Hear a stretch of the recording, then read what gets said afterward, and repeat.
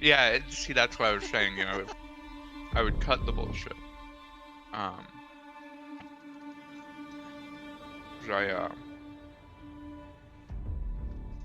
I make myself look bad enough as it is. The first game is the first one. Is it 584?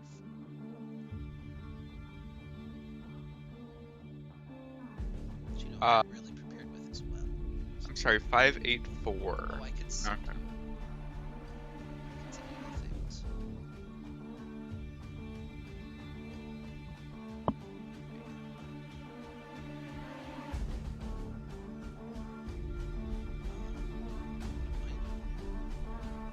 You know, you're doing your best. At the end of the day, I think that's all that really matters here. 100% that's the case. Well, if you're not doing your best, then what the fuck are you doing, man? I'm not sure.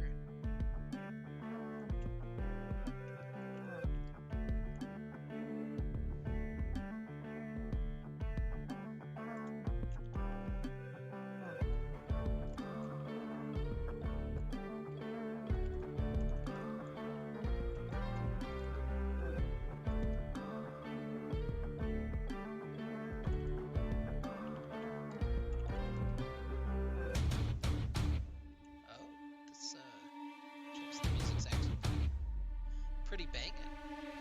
Is it? I love when you mention the champion select music, just because I can't hear it at all. So I'm just always like, true, heckin' bang. Wait, this one's really good. I like this a lot.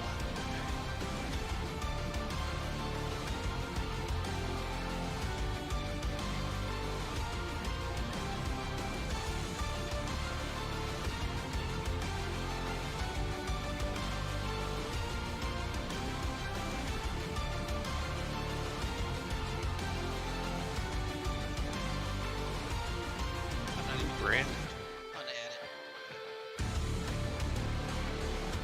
it. This is actually too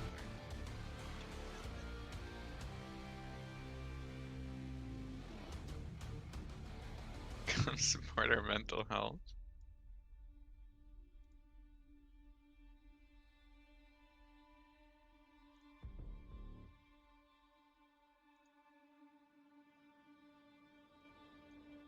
Do you think it's too early? Yeah. In the day to get many people to come in? Oh, for sure. Especially the plat team, because they all work late. Imagine. All of their stuff they try to schedule for like 9, which is just ridiculous. So what you're saying is that we should have casted us at 9. We could take a nap. You know, after work. Wake up around 8:30, and then just, you know, cast for a few hours. That way it's right smack dab in the middle of their active time. Yeah, that's also not supporting my mental health though. So. True. I was not being considered enough there. You're very right. And what is mental health? Psh, overrated. Who needs it?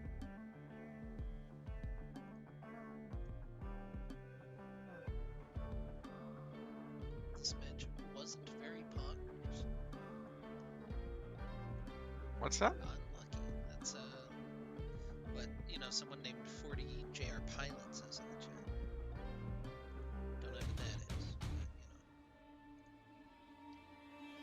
So 40 junior pilot. Do you think that they are 40 years old? Ooh, that's definitely a possibility, but they're also a junior, so. Well, yeah. Well, they're a junior pilot. That means that, you know, they're working on, you know, becoming a pilot, or, you know, hopefully one day down the line they'll be a, you know, senior pilot. Or maybe they're 40 years they're junior of a pilot, you know. Maybe they know a pilot and they're just 40 years their junior. Yeah, maybe. Yes, she was. I don't know which part that's a yes to. I would assume that that's to him being 40. He was 40, so now he's no longer 40. Well, yeah, it's kind of how time works. works. You know, you're only an age for so long, and then eventually you become another age.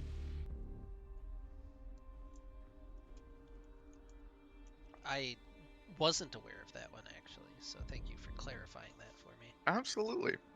You know, I think that it's important that we on the broadcast here, you know, we provide some entertainment, but also some educational content. You know, we're really diversifying, um, you know, the content that we provide. That way, there's more reason for people to come in and you know enjoy it and engage with us. I think that's important.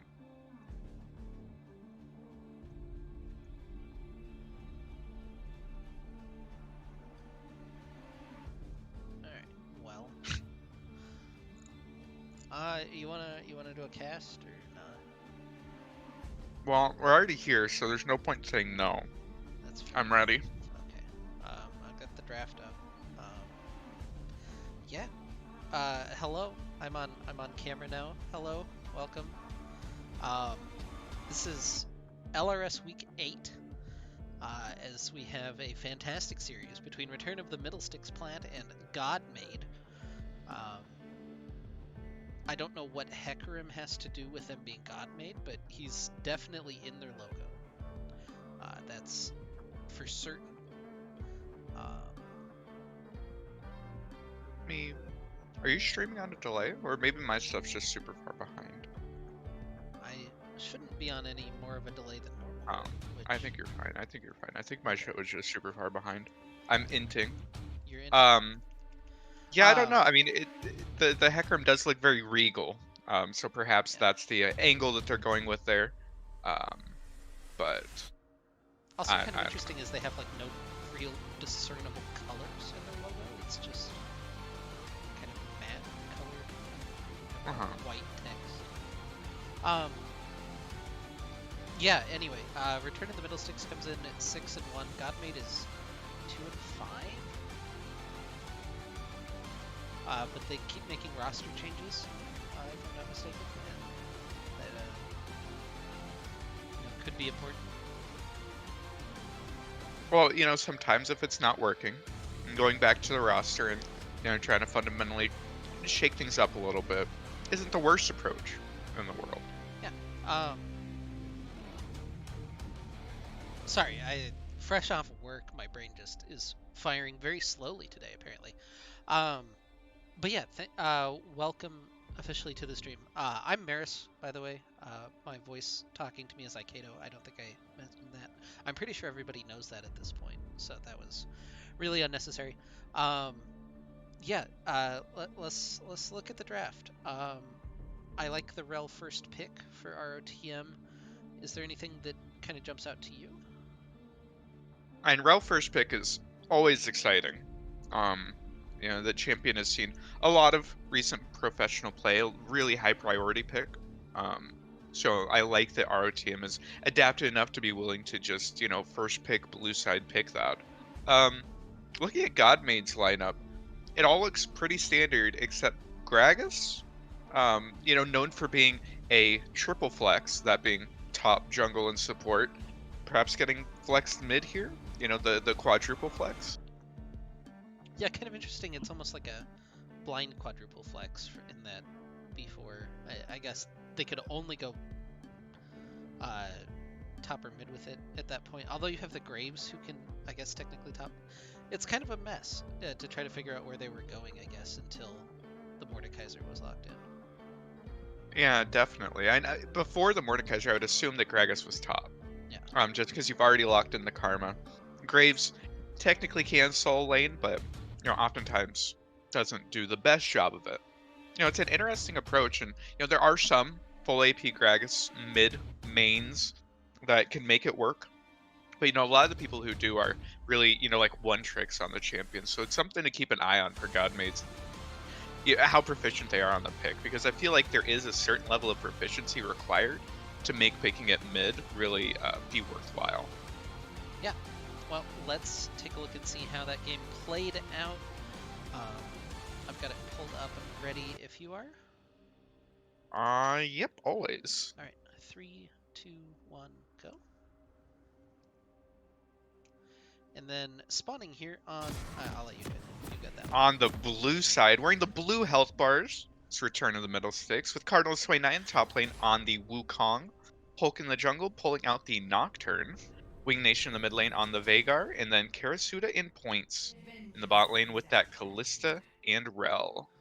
And on the top side of the Rift, wearing the red health bars for game 1 are Godmade, Rovarhi in the top lane on Mordekaiser, Somlos in the jungle on Gragas, not top 3 on Gragas in mid, and same page and Jester of Time in the bottom lane playing Misfortune and Karma.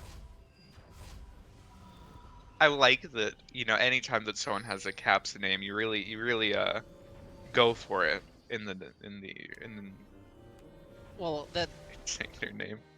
that has to be intended, right? You wouldn't go for an all caps name if you didn't want it shouted in your introduction. I agree. I feel like just sometimes a lot of people, when they do go through and go through someone's name that is in all caps, they aren't willing to commit as much to it. I like that you really respect the direction they were going with their name, and you're willing to give it the yell that it deserves. Yeah.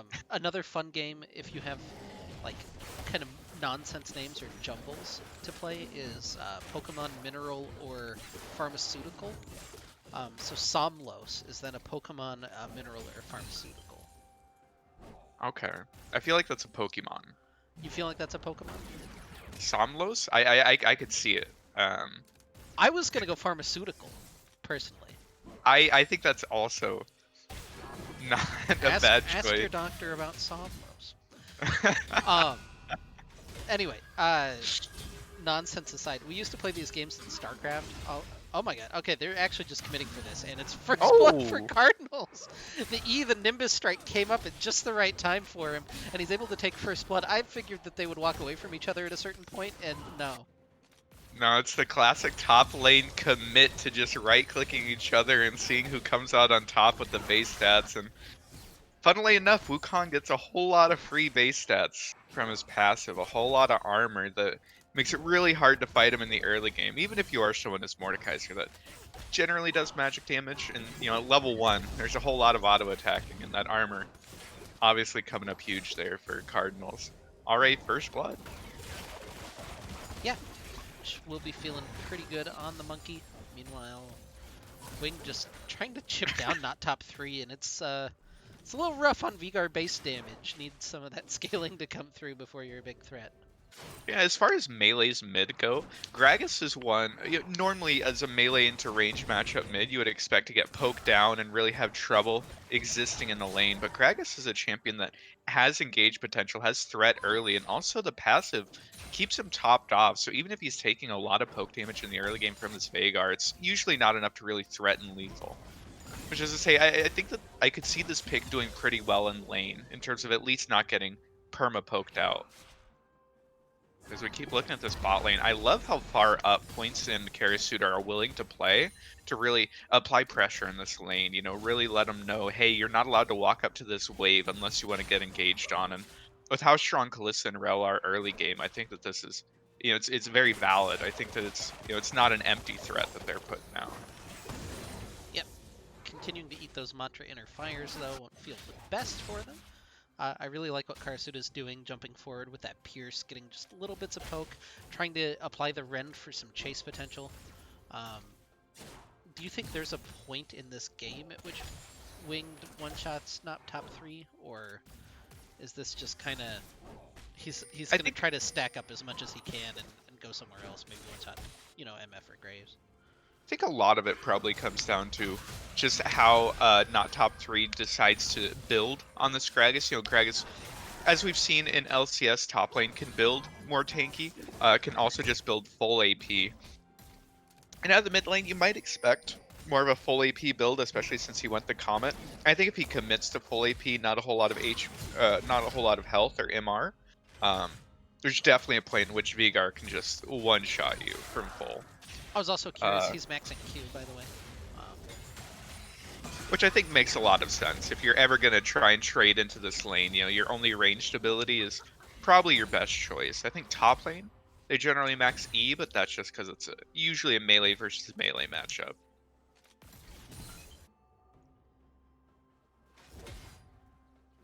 Well, both I, junglers just continuing to farm up because we have Nocturne and Graves, and they don't do a whole lot right now.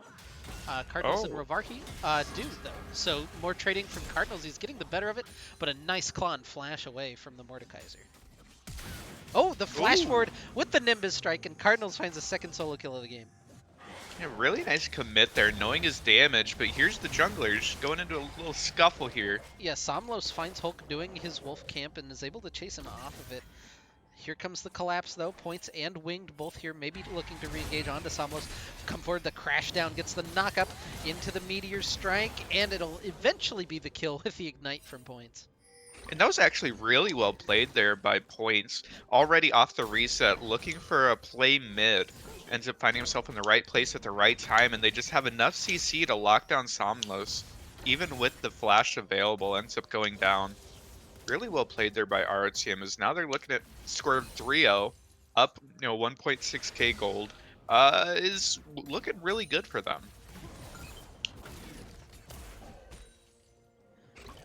Yeah, feeling pretty comfortable with a decently scaling composition. Kind of interesting Winged opts for a Kindle Gem as his first component item. I would assume that that's going into the Everfrost, which is probably really annoying for Gragas to have to deal with as another fight here in the top lane. Yeah, Ultimate's being exchanged for Varhe's pulled him into the Sex Dungeon, looking for the bonk, but Cardinals just has too much damage. One more auto will finish that off, and Cards is 3-0. I was actually much closer than I thought it would be. Once Mordekaiser gets his ult off, gets his passive and Conqueror stacked, he could be really difficult to really find the last bit of damage to actually take him down. And it's a good thing that Cardinals had picked up those 2 kills earlier, because that fight was really close. Either way now, though, 3-0. Still doesn't have a CS lead, but he is crashing that wave, so he'll be up quite a bit of XP. Very good here in this top lane so far. Very dominant for Cardinals. Yeah, Rovahi's got his finished Bramble Vest. Hulk is up there. Oh, Hulk is up there. Only level 5, though, so not the most confident dive potential. Is not top 3, just harassing Winged out of lane. That was actually a lot of healing that he got back. I guess that wasn't even a corrupting potion. I genuinely don't know how he healed that much.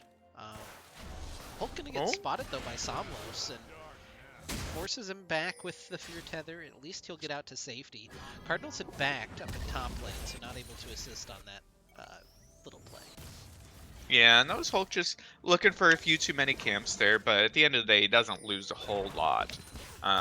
He's able to walk away. Forced to flash out of the bullet time from Saint Page. And this lane's turned just a little bit as St. Page hits level 6 early, and they'll get the shove in onto Karsuda and Points, who are very low underneath their tower. They're taking a lot of damage walking up and contesting this wave rather than waiting for it to push into them. And now, once they're low, it seems really strange that Godmade's bot lane isn't willing to walk up and try and deny them the CS under turret, instead opting for a free recall, which with the Nocturne reset is probably smarter, a little bit safer, but it's just kind of interesting that for all the pressure they had, they don't get a whole lot out of it. Yeah, I think like you mentioned, it's just Somlos is on the opposite side of the map. They don't know where Hulk is. It could be potentially dangerous to overextend with the Nocturne that's been available. The Paranoia. Yeah. Okay, so I've never built Everfrost in my life. Yeah. I don't think it builds out of Kindle Gem plus Fiendish Codex, does it? It does. Both of them? Yeah. God, that's kind of crazy that you're able to get 2 of the CDR items early.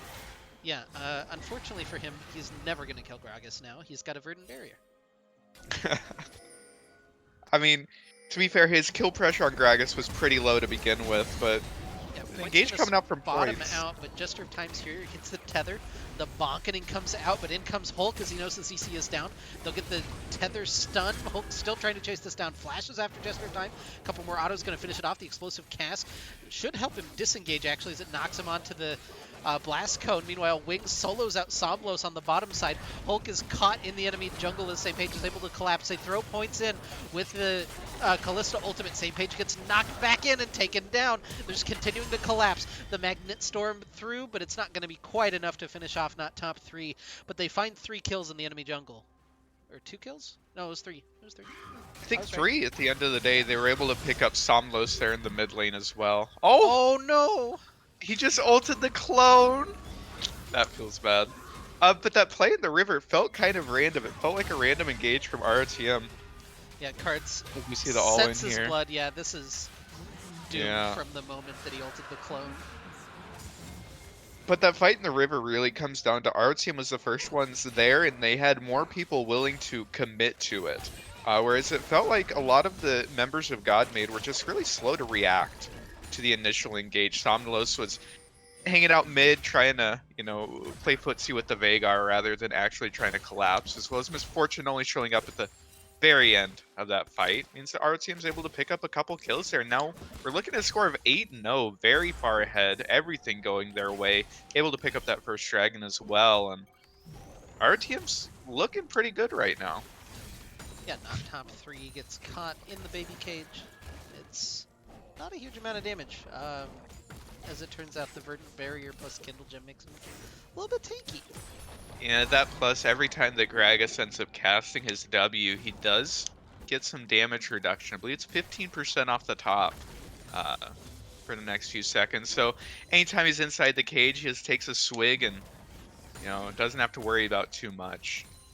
Seems pretty impossible for Vagar to ever end up actually killing him, which kind of makes me wonder why he opted to go with the Electrocute in this lane.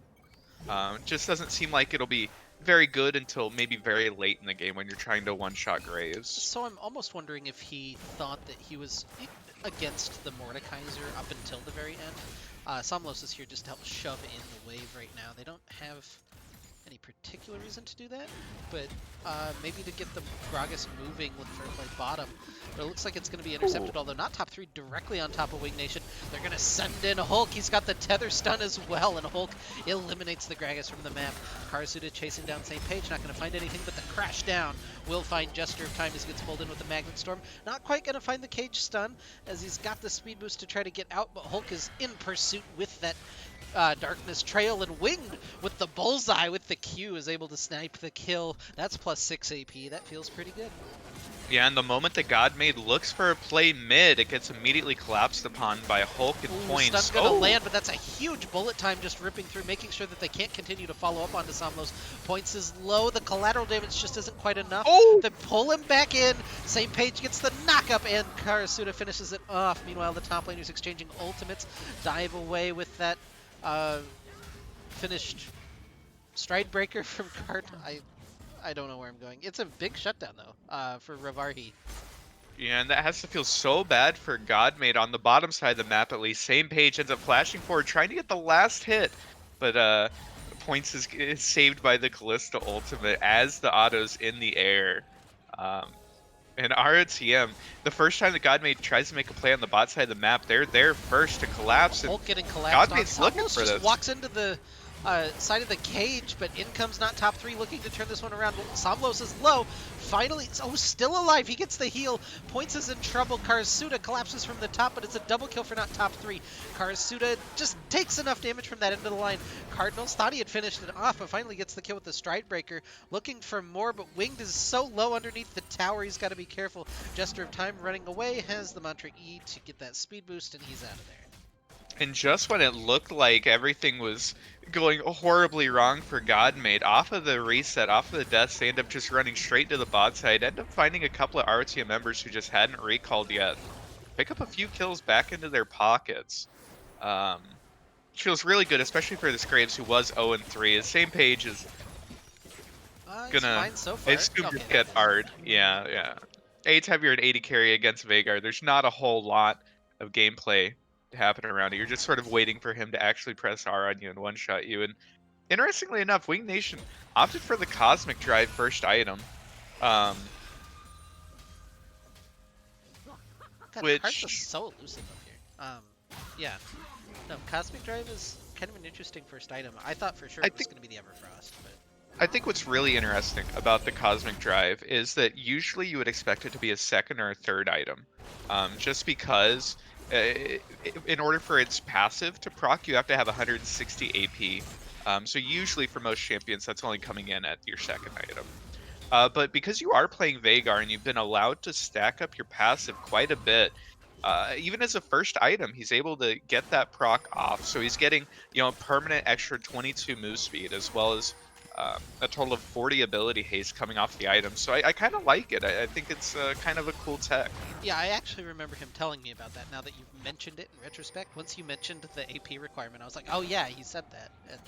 But you had already put the pieces together, so didn't telegraph that to you. I want to point out this is all Aikato's analysis coming from the big brain man himself. Yeah. Cardinals might be in a little bit of trouble.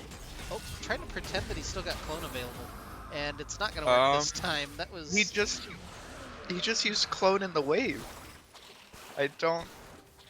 Was he looking for a teleport? Maybe. No, teleport wasn't up. no. He I was don't know what totally he trying was. to fake it, and just the bluff was called.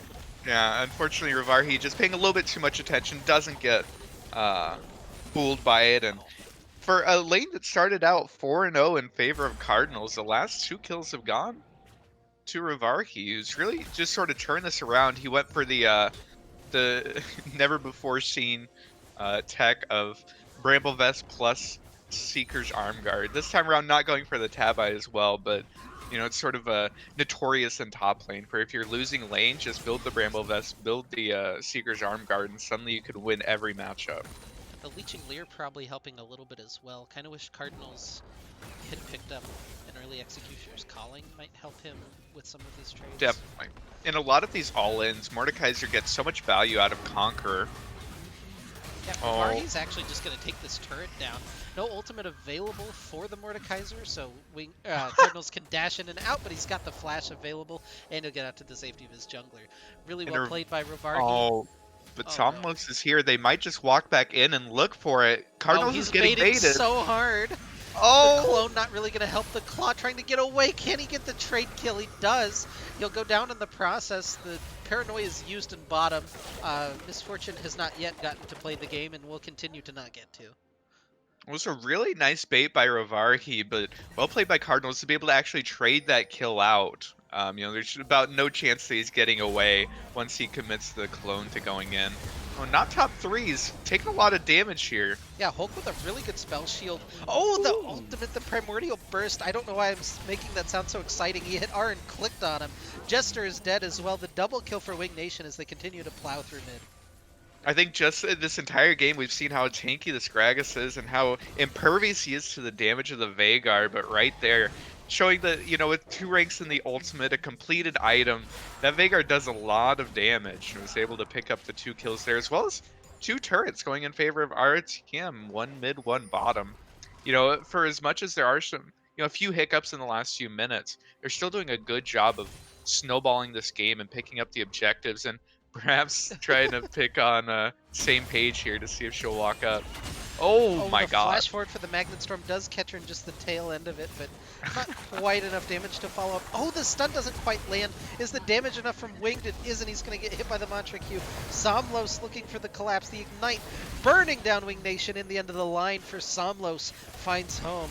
Hulk is in? That was a little questionable, but he finds it's a double kill for Somlos. And I was going to mention it was 17-6, but it was only like a 2,500 gold lead for ROTM. Now close to 2,000. As dominant as this early game has been, it doesn't really show in the gold total. It doesn't show in the dragon count. I think a lot of that just comes down to when they have gotten these leads, they're sort of giving away those shutdowns. For as strong as Cardinals should still be. Looking for the crash down onto Jester of Time. The Rend actually wasn't enough to get the kill, so that's not going to get reset, and Somlos is very strong. We'll be able to chase him down, but in comes Cardinals looking for it, but the collateral damage is there. And here comes Cardinals looking for Somlos. Wing Nation is teleported in from the top side. Cardinals gets pulled into the Shadow Realm. Somlos and Wing still dueling outside of it. Not top 3 has entered the fray as well. This is falling apart quickly for ROTM. They trade 1 for 1, but it's going to quickly go in favor of Godmade as it's a double kill for Rivarhi. And remember, when he was 0-4, well, 4-5 sounds quite a bit better than that. Meanwhile, same page continuing to pick up farm in that mid lane. No Oh, kidding. well, What a never mind, turn she's there dead. for Ovarhi. Yeah, as we watch same page get the Nocturne treatment. Imagine playing AD carry in current year. Uh, the last few minutes here for ROTM just have not been good. It felt like they got a little bit antsy and they really wanted to force that play, starting with the flash engage bottom from points there. Just a little bit too far, and it feels like the whole team of ROTM just committed a little bit too far, giving over a few kills there. And now, again, we were looking at, what was it, 17-6 just a few seconds ago. Now it's 20-11, but more importantly, only 1.5k gold lead here for ROTM. Everything just sort of turned around, and now the worry is that this Mordekaiser is very big, very strong. Graves even very big, very strong. Has 2.5 completed items. Um, these are very scary Yeah, champions right dragging now. up the cage, going to get some stuns down the Everfrost into it. They'll take down Samlos to start the fight. That's a good little pick. Hulk is eating a lot of damage from that bullet time, but still looking to go in. A really good disengage from that top three with the explosive cask. Cardinals is on to Rovarhi. Doesn't have the ultimate just yet, but we'll be up in just a second. Points jumps in, gets a big engage onto Jester Prime and same page. They'll take down the Carmel, they'll take down the MF. Now onto Rovarhi. He's got his ultimate available, but he's going to take the Blast Cone out. That's a good fight for RTM. They find 3 kills in the enemy jungle, and they'll get an Infernal Dragon for their trouble. Just when it looked like things were falling out of hand for them, they are the first ones to set up. Wing Oh, has to Wing be Nation! really careful. Yeah, He's gonna fall here. I'm pretty sure. There's no running away once you're in the sex dungeon. yeah, they lost track of the Sex Dungeon cooldown, I think, and Winged is Yeah. going to pay for that one pretty hard, and now nobody can walk up because he's got all that extra AP from Vhagar, so it shouldn't be anything Oh, more and there, but they Points do is get the looking Infernal for Dragon not top points, and 3. Karasuda still looking for not top 3. I can't stop talking, apparently, during this game, and now I can. So your turn. And again, just as soon as ROTM seem to be losing control, they're the first ones at the dragon. They set up their vision first, and then wait for Godmade to try and walk in. They're able to get the picks off, get the kills at the beginning, and turn it around. The momentum was entirely against them, but with those picks, they're able to get it back into their favor, picking up that second dragon. On their way towards that Infernal Soul win condition. Perhaps in about 10 minutes. But in the meantime, it's a good job of stabilizing after a couple minutes of losing their minds. They did a good job to sort of establish their lead again, and let a Godmade know who's in control, at least for now. Yeah. Next objective on the map probably going to be this Baron. We don't have Dragon for a couple more minutes, but especially with the Callista as well as the Nocturne, they can do this Baron pretty quickly. ROTM and even Godmade with the double 80 carry comp does it pretty quickly as well. So I think both teams are really looking to maintain vision in that area and see if they're able to sneak it or force a fight around there. I think that's our next big focus. Yeah, both teams going to go ahead and sweep out some vision around. Got ultimates available, so we could see a play getting made. Chat was asking for the gold difference between junglers. It's about 2,000, and it's also about 2,000 between the 2 mid laners, conveniently, and the 2 bottom laners. Not the 2 supports, though. Yeah. Unfortunately, this board's just a little bit too close. And even top lane, again, for how it had started with, 4-0 for Cardinals 29, now, in fact, down 400 gold. Just not exactly what you want to see out of, what was your strong lane early on. Yeah, and despite that horrendous early game for Godmade, not horrendous in terms of they played it poorly, I think, but just it didn't go their way. They're all pretty close in CS. Like, they're right-clicking the minions pretty well as a team. Especially, you point to the top laner that was 0-4, completely even in CS. The mid lane, which is range versus melee. Gragas also basically even in CS, and then Graves has done a really good job of taking advantage of the clear speed as they're finding Hulk out here in the jungle. Hulk's going to be able to walk away, it looks like, but... Yeah, had the Dusk Trail available for the little speed boost to get out to safety. Do you feel like our team need to make a play right now, or is just ping-ponging waves fine for the time being? I think one issue they have is an issue inherent Well, to here Kalista. they're gonna go Oh, for the pick onto Graves, get the fear tether. Do they actually have the damage? The stun not quite enough, but the collateral damage will knock him into the wall of the cage. Points goes in, able to interrupt the bullet time. Karasuda still looking for more. They fly on to the blast cone, but not able to hit it as Karasuda takes him down. Ravarhi roams through the jungle looking for anything that he can find, but just they going don't to have any get warded away. QSS. Yeah, no QSSs, so he could just pull somebody into the sex dungeon, but that's a risky play in that position because your team can't retake the position. You'll be surrounded once you come out. So I Definitely. appreciate his. I I The had a word. restraint that he showed by Restraint. not. Yeah, restraint Yeah, is the word. that's okay. It didn't come to me right away either. But Yeah. Yeah. yeah, it was a really good engage there from ROTM. First off, able to catch out Somlos, and unfortunately saw just how tanky he was. Nocturne wasn't able to do enough damage on his own, but he was able to keep him there long enough for the rest of the team to show up and help him out. Um, I do like the ROTM's continuing looking for these plays, just because an issue inherent to Callista is because of how short range she is, and how oftentimes she does a little bit less damage than other AD carries. Um, Her scaling, not the best in the world, especially if you have to walk into champions like Misfortune, like this Mordekaiser, like this Graves. Oh, So Samlos and keeping up the Gesture of Time pressure is here. good. Points looking for some vision control, but just doesn't have the squad there to back him up. Uses the crash down to get out, so nothing really lost there. And in comes Wing from the side. They're looking for this dragon, but Cardinals is separated. Has teleport, not top three, also has teleport. We'll see who's going to pull the trigger on this fight, because right now neither side looks willing to commit, but now Dragon started up by Godmade. They're getting it really low. They're bursting it down. In comes ROTM just a little bit slow. 1,000 health. It's smited away. That was a really good secure by the Graves, but the fight might not go their way as Karasuda picks up 2 kills. Samlos trying to run out of the back of the fight. He's able to get over the wall. Not top 3 is in onto Karasuda looking to turn. He does get the shutdown. Looking for Cardinals as well. It's a double kill for not top 3, the flash forward as Godmade's just turning this around. They have the health bar advantage. Ravarhi looking for a Hulk in the jungle. Will he be able to track down this Nocturne? He's the last survivor of the fight for ROTM. Trying to get some health back. The claw over the wall actually steals away that whole wolf camp, but he got some health back at least. And it'll be the disengage. Godmade headed for Baron though. Yeah, they're gonna start that up. It was really interesting was RTM's approach to that dragon. They didn't even try to contest the dragon. Hulk didn't ult in to try and smite steal or contest it. Instead, looking for the ult onto the back line of Godmade, which means it's an easy secure there Yeah. from Somlos.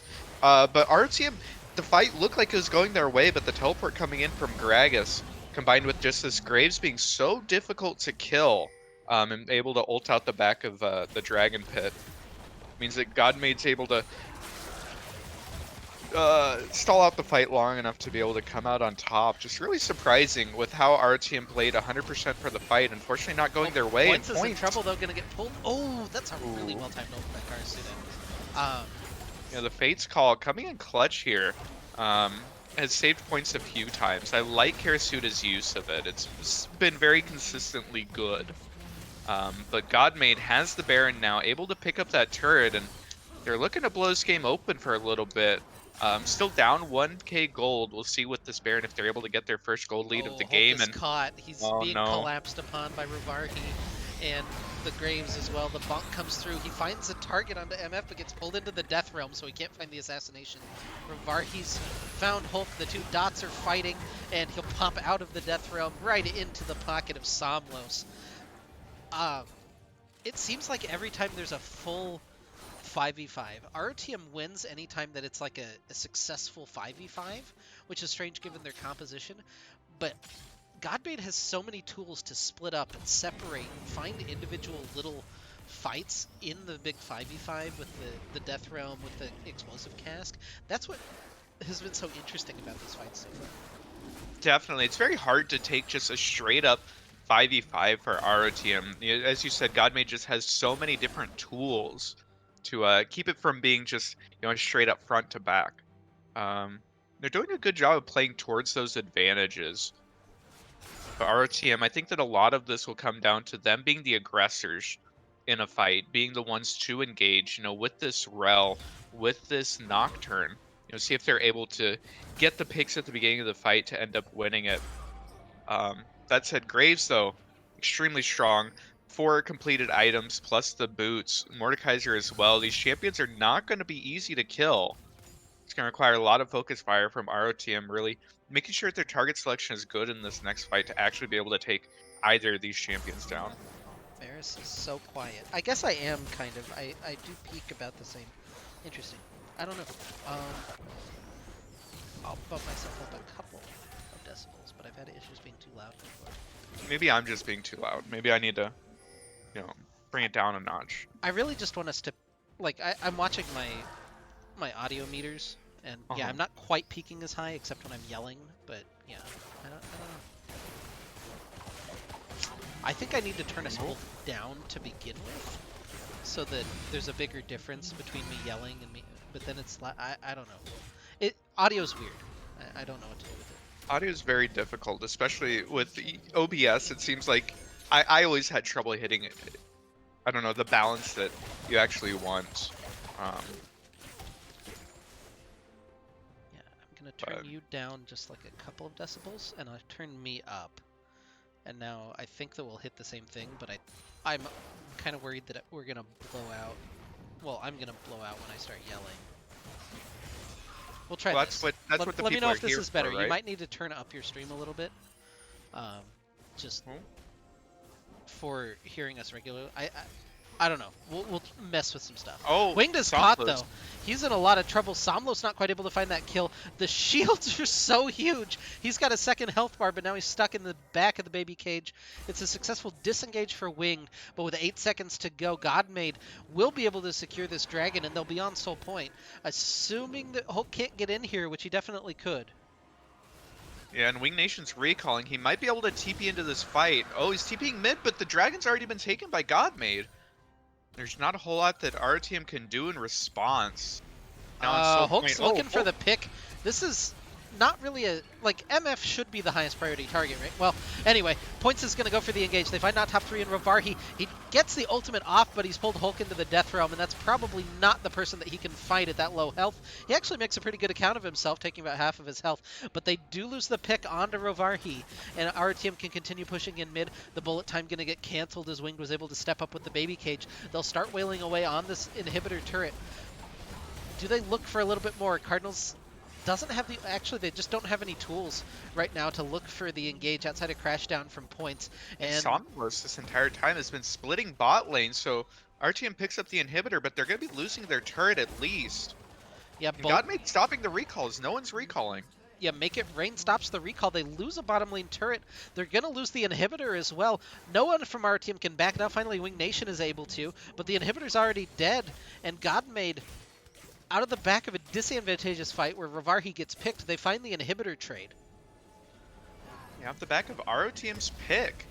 And it's going evenly, and perhaps more importantly, that bot lane inhibitor is farthest away from this Baron that's spawning in less than a minute, which means RTM, people are going to have to be taking care of that.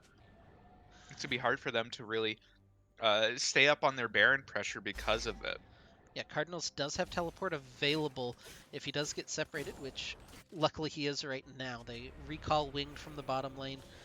A couple more backs here, but the Baron spawning in 15 seconds is going to be the high priority for both teams. Although you can see ROTM is just nowhere near the pit right now.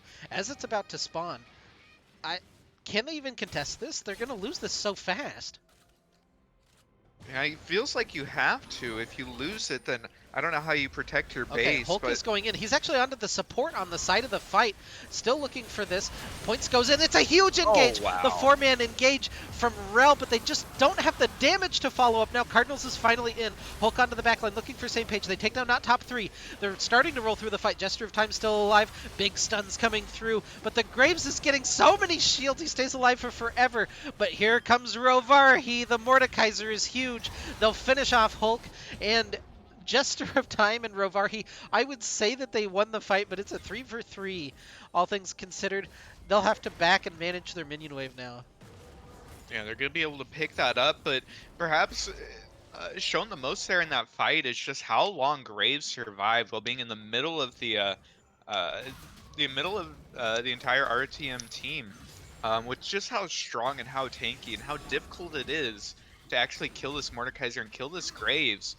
Means RTM really needs to be focusing their fire, focusing all of their damage. Their entire team needs to be there to kill either of these champions. And right now in that fight, you saw just when they weren't entirely focused on the same person, how long it took to actually kill that Graves, even with a fantastic engage there from points, able to hit 4 people with the ultimate and the W, but unfortunately, just not enough damage there from ROTM. And you feel like it might be too late. They might have been outscaled here at this point to actually kill these champions. To see is the Baron didn't actually get taken, of course, Yeah, so now we where they're return. just setting back up Cardinals again. doesn't have teleport now. Oh, and That's a Godmade mistake. knows It it. should They've be. started up the Baron. Yeah, it should have been winged down on that bottom lane as he's the one with teleport right now. It's down to 4K. It's down to 3. Points goes in. It's a big engage. Hulk is in, looking for it. 3,000 health. The Baron is still alive on the backside. It's smited by Graves, and the fight isn't going RTM's way either. They managed to trade a couple, but Rovarhi has Karasuda into the Death Realm. Hulk is in GA in the pit. Rovarhi is just trying to 1v5. RTM is somehow going to be able to turn that fight. They lose the Baron, but Samlos is the only one wearing the purple buff. Yeah, and it looked like there's just split decision making there from Godmade. Half of them stayed on the Baron, the other half tried to fight. And it means the RTM's able to get just enough damage down to actually be able to kill just about everyone other than Mordekaiser and Graves. And Mordekaiser, unfortunately, not strong enough to actually take the 1v5, ends up eventually going down. RTM with low health bars are able to walk away with the one fight, but there is still one Baron buff on the Yeah. side of Godmade. Also But importantly, Graves, 13 seconds for this Infernal Soul.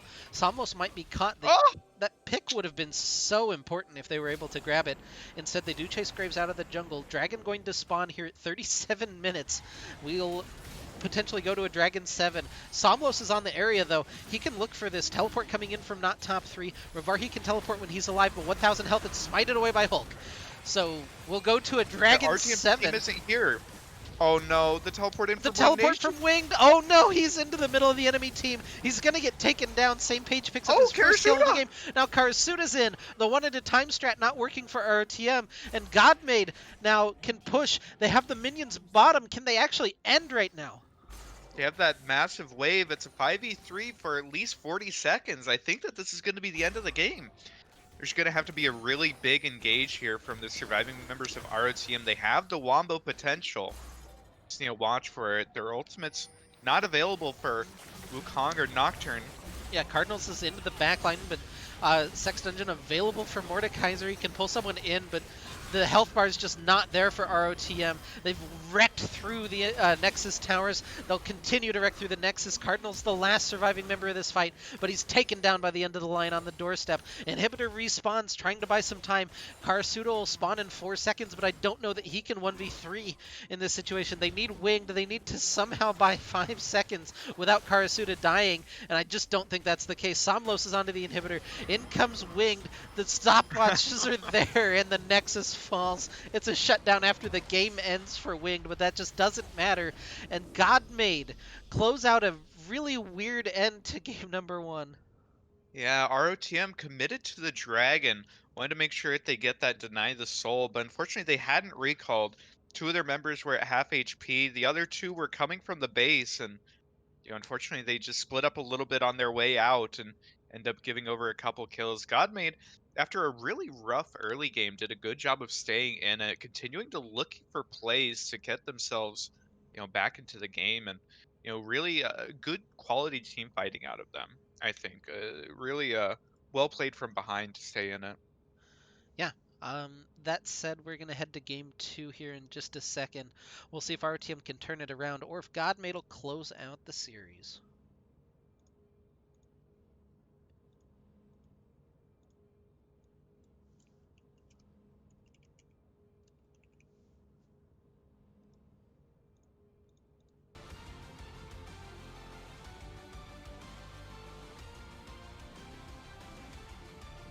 Game 2 is 086. 086.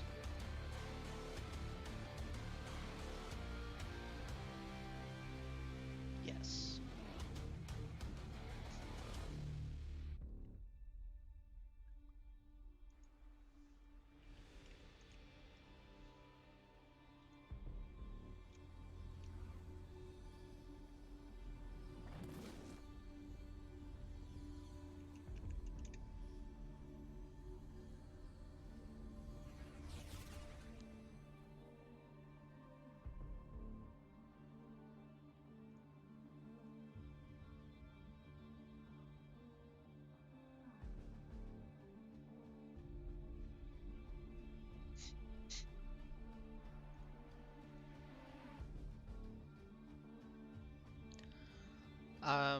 Worth noting, since it's mostly like regular people, regulars to the channel, I guess I should say. The buttons are in the reward points menu. You can order them for 15 and 20,000 channel points. I think I'm gonna lower the Solo Flex QCast back to 10,000 just to compensate. And I think that's very generous. those will probably be the final price changes that will go through until I get more data on what people like and how we're doing with all of that. So And if, like Otso, you perhaps believed a little bit too much in ROTM teams at any point and ended up losing all of your points to bets, but you still want one of those buttons, you can, in fact, go to the ROTM Discord, message Marionette, and I believe that they are for sale. yeah, So you can still pick them up and support the team. You know, be able to be looking fly with your buttons, even if you know perhaps bad investments of points. You know, investing in the GME of ROTM teams.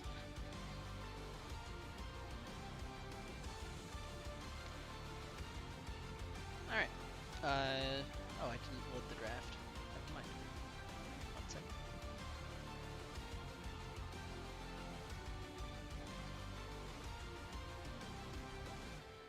It always cracks me up. These are all different sizes, so I just have to resize the window just a little bit. Oh, the screenshots. Yeah. It's not like a major difference, but it's enough that I like have to clean up the borders before I show it. Okay, you ready to look at that? The draft, Yep. absolutely. All right. Here's draft for game number 2. Again, Godmade leads 1-0. ROTM still on blue side, which is kind of unusual for this team, usually opting for the red side, but blue side second game in a row, and again the first pick Rel feels pretty good for points. The rest of this draft is kind of interesting.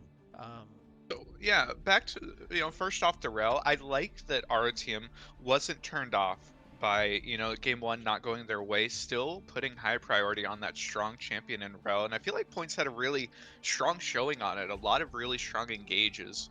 So I like that they're still looking for that champion. I think that works really well. Um, but on the rest of the map, Vayne is an interesting choice. Not the strongest 80 carry, not the most seen 80 carry. Usually not the highest on the tier list, but can do a shitload of damage and can be a major carry as the game goes along. So definitely something to keep an eye on.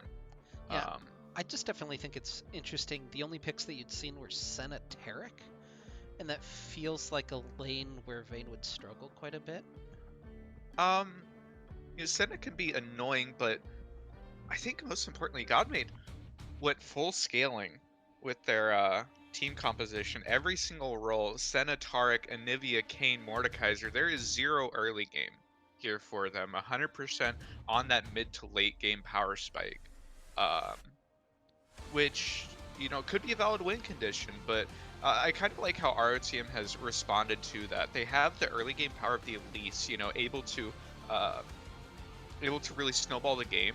If you're able to pick up some kills early, but also the insurance of having a Corki and a Vayne means that even if it does go a little bit later, they still have a lot of options. They still, they're not just getting blown out by getting outscaled. They do have a lot of options. Yeah.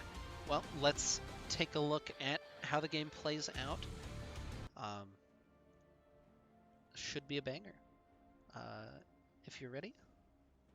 I am ready. Okay, 3, 2, 1, go. Alright, on the blue side of the rift, wearing the blue health bars for game number 2, are going to be Return of the Middle Sticks, Cardinals 29 in the top lane on Shen, Hulk in the jungle on Elise, Wing Nation in mid playing Corki, and Karasuda and Points in the bottom lane playing Vayne and Rel. On the red side, we have Godmade looking to close this series out, pick up their second win. Rivarhi reprising his role in the top lane on the Mordekaiser. Somlos in the middle, or I'm sorry, in the jungle. On the Kayn top 3, playing the Anivia mid, and then same page in Gesture of Time, playing that Senna Taric bottom lane. Yeah, I think what's interesting about the Senna is it's seen a lot of popularity coming back in, as a fasting choice here, where you don't farm, you let the support farm.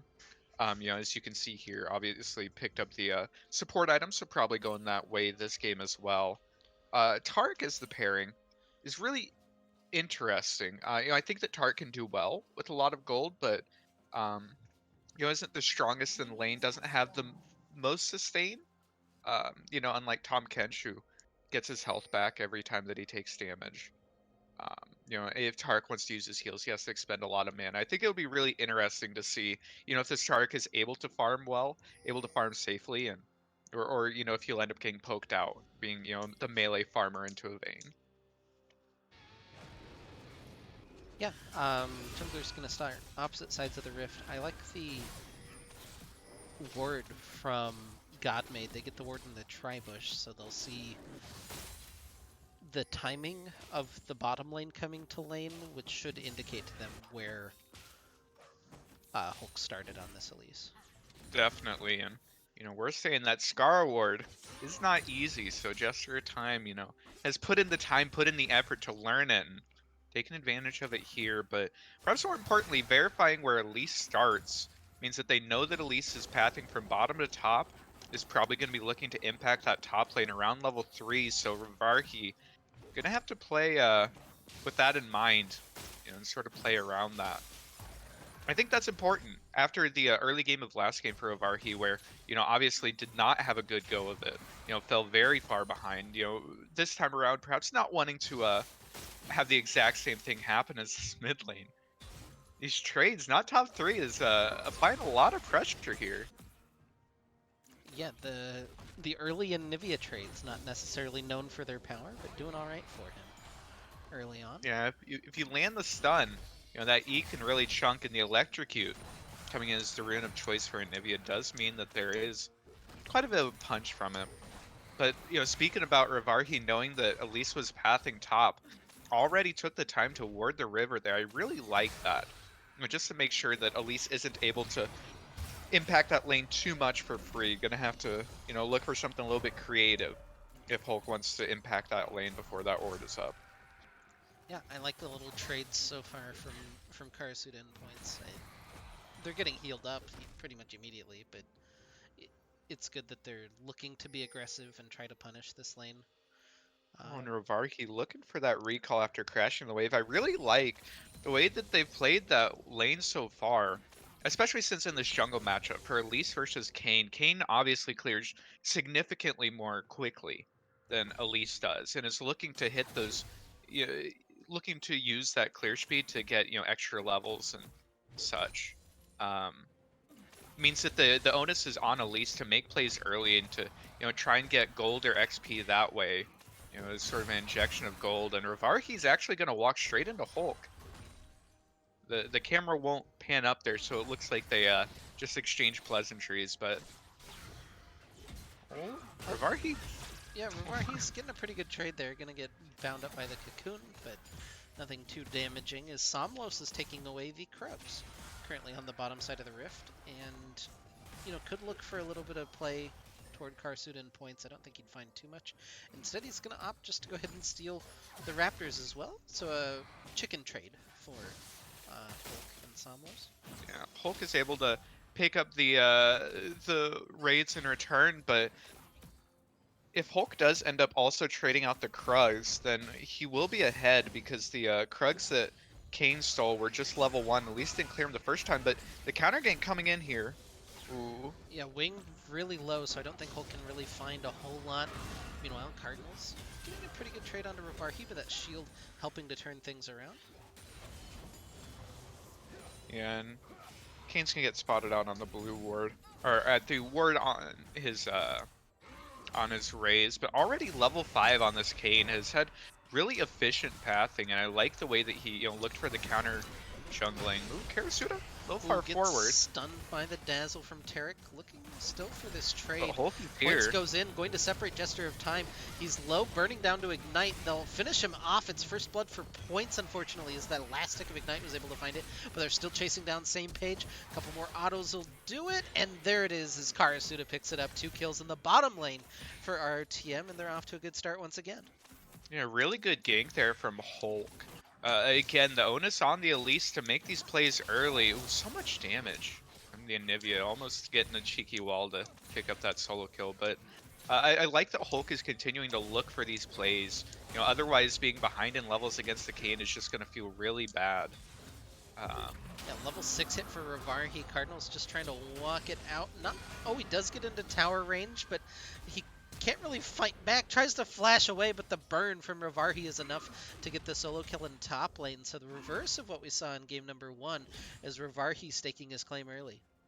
And this Mordekaiser has been a problem here for RTM to deal with, And this time around, not starting out 0-4 means that Revarhi's just going to be that much more scary going into this mid game. And again, I really like that Somlos acknowledged that Hulk went bottom, ended up picking up the 2 assists there, and ends up trading the other side of the map, is able to pick up the jungle camps there. Now looking at a massive CS lead here, a massive XP lead of a full level, and is going to be able to recall for the first time and pick up quite a bit here.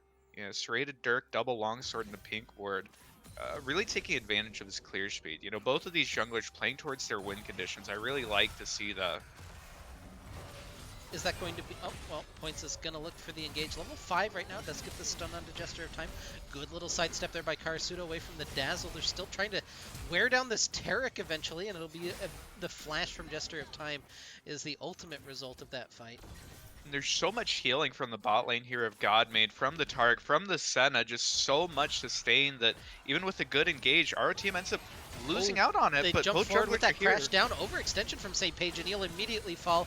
The cocoon lands onto Jester of Time as well. Somlos is just here to pick up some orbs. The ultimate in from Cardinals on top of Hulk as Karasuda taken low underneath the tower. They'll finish him off as Points gets the kill.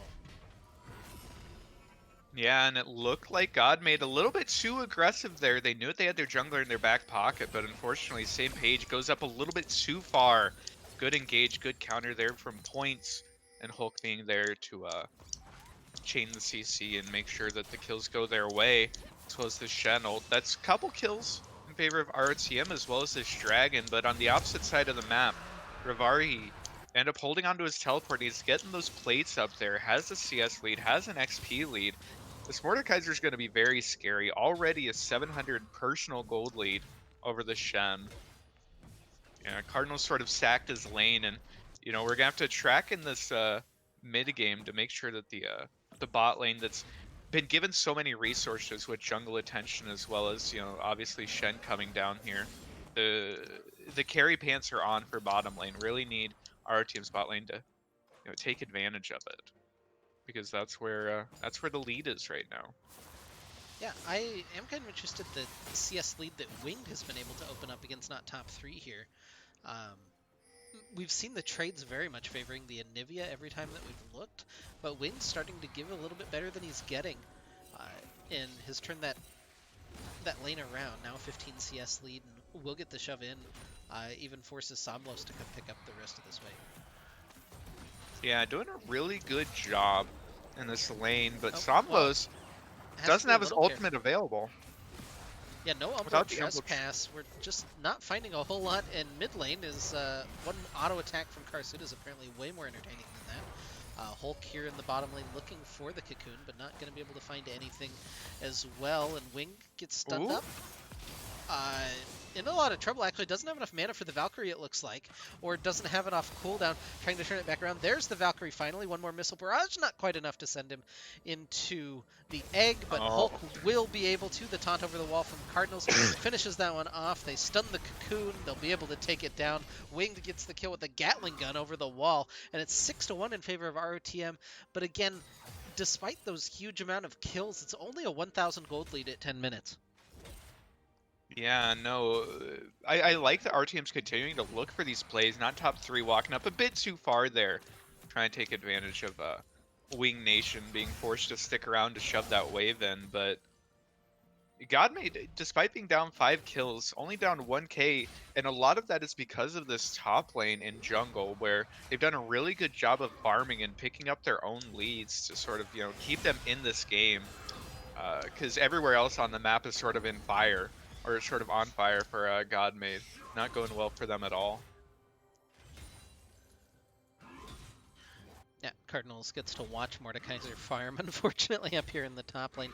Somlos is still counter jungling so aggressively, taking away the Krugs now. It is in exchange for the Rift Herald at 11 minutes, but he's getting Might be able things to look back for a for play himself. bot here.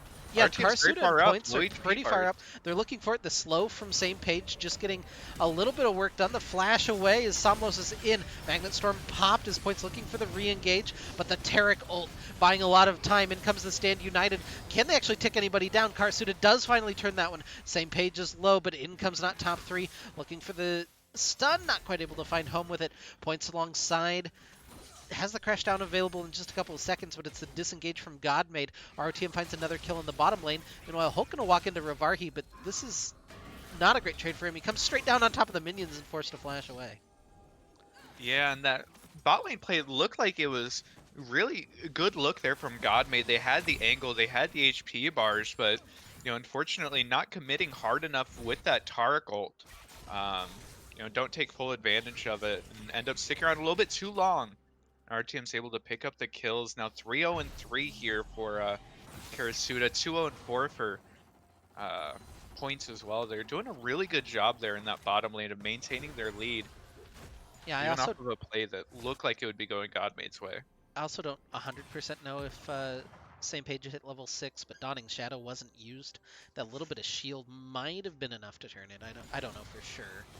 Can't play that back in my head very well, but Yeah, despite the name, it just didn't seem like Godmade's bot lane was on the same page. Just, different levels of aggression, different levels of commitment. These mid lane trades and Nivea just putting out so much damage, but Wing Nation does have a little bit of lifesteal. So probably no actual kill threat, especially since Anivia is out of mana. The Karasuit is all alone in this bottom lane. Same page, being allowed to farm back up, pick up this plate, but the rest of our team's coming down. yeah, Oh, and the teleport even teleport as coming in well. from Cardinals. Hulk and Points are here looking for that engage, and it's good. It finds both of them. They'll take down same page and Gesture of Time to follow. Double kill for Karasuda, and all of this investment to bottom lane continues to pay dividends as Karasuda getting very far ahead. They'll drop the Rift Herald even as well and pick up a second dragon. Meanwhile, on the other side of the map, though, Rivarhi continues to farm up. Somlos takes another wave mid and a couple more jungle camps. And it's turning into, kind of a hemispheric sort of game where Karasuda and Points are going to be huge, but so are Somlos and Rivarhi, and we'll see how that plays out. Yeah, that said, I like the way that our team was looking for the aggressive play, looking for the pick right as that dragon is spawning. It means that they're able to pick up the kills as well as the objective, but Rivarhi was able to get first turret. Now, it has a 40 CS lead. They're in the top lane, a personal gold lead of Oh, over same page is 2,000. walking in. Points is going to be able to find that engage. Gets the crash down into the package, and there's just nothing that can happen for same page. Hits the death timer for the 4th time this game, and it's 10-1 in favor of ROTM. But this is a story we've heard before. And why on earth did Same Page even walk in? They have vision. They see the 2 wards there right on the blue buff. Just a little bit too aggressive there. Didn't think that Points would turn around on him, but Points, good engage combined with the quirky package, you're able to take full advantage of that. But yeah, as you had said, last game we saw a very significant kill lead as well for ROTM, but they weren't able to you know, take advantage of that. Weren't able to really do everything that they needed to with that. This time around, though, 5-0-3 on this vein, very strong. Most of the side of ROTM, and I like that they're consistently looking for these plays, but without being too overly aggressive like they had been last game. They aren't giving up massive shutdowns yet, and giving Godmade away back into this game. Yeah, also kind of interesting, 1-0-6, not even close to a shutdown for Hulk, because he's so far behind in CS compared to Somlos. How do you feel about the Eclipse as the item for the Kane? It's not one you see built that often. Usually with the blue Kane, you would expect to see a Prowler's Claw is sort of the flavor of the month, but Dustblade also does more damage, gives the CDR. I think Eclipse can be a really strong item, and it feels really nice to have that Omnivamp. Personally, I love building the item, but it's not something you see all that often for Kane players. So it is interesting that that's the approach that Somlos decided to go with this game. Yeah, Hulk being called up to this top lane, Rovarhi and Jester of Time, the two members up here. This is a really rough dive if they choose to go for it. I don't want to see them go for it, in fact. Yeah, between Mordekaiser ult and Taric ult, it's going to be very difficult to actually end up taking anyone down, and Kane's here in the wings. Yeah, they'll pull points into this X dungeon, get the Dawning Shadow back across. Hulk trying to turn this one around. Karasuda gets the Stand United on top of him, trying to turn around the fight. It's a big ultimate from points as he's just getting time and distance, and the damage from Hulk is enough to trade kills underneath the tower. Points falls as well. It's a 2-for-1 for Godmade in the top lane, but Wing may be able to find something. Not quite able to find that last rocket that he'd need on the same page, but yeah, that top lane fight, it felt like it should have gone so much further in Godmade's favor, to be honest. I think that if they use their ultimates reactively, then it's impossible for our team to even pick up any kills, but instead, they were the aggressors. They were the ones going forward. It means that Kane ends up falling, even, because he went in and ended up facing a Shen ult. But at the end of the day, goes in favor of Godmade. They end up picking up the kills. 2 kills, to the 1. Yeah, means that they're getting options to get back into this game. And despite, the 11-3 kill lead, only 1,000 gold. It feels like that's been the story of this series. Yeah, an expert split pusher and Nivea able to take down that bottom tower, even help make it a little bit closer. It's only, oh god, math. It's like 1,000, a little over 1,000. I was about to say 2, and then I realized that it wasn't 2, it was 1. Yeah, 50 seconds on an Infernal Dragon. That'd be number 3. It'd put our team on Soul Point if they're able to secure it. That would feel pretty good. Probably a worthwhile objective.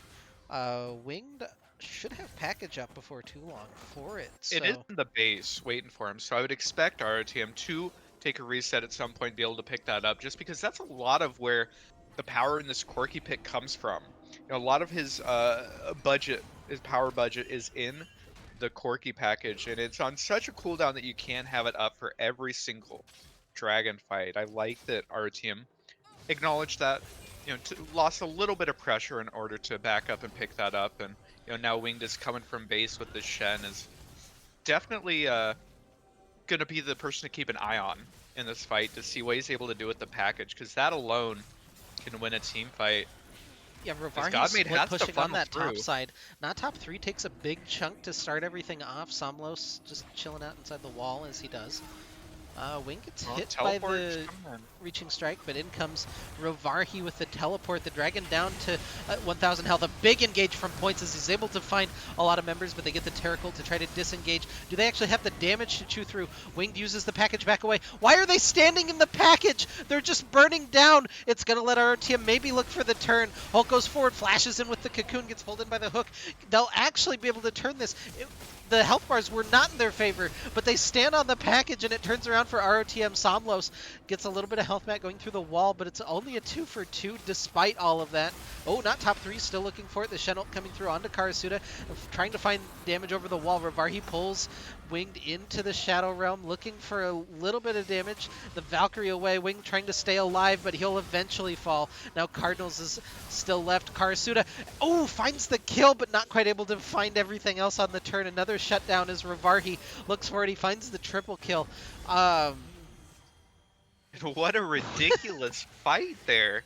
As for some reason, Wing Nation decided to not use the package to cut off the choke point. Actually allows Godmade to walk in and contest the dragon. A good smite there by Hulk is able to secure it, and then RTM was losing the fight.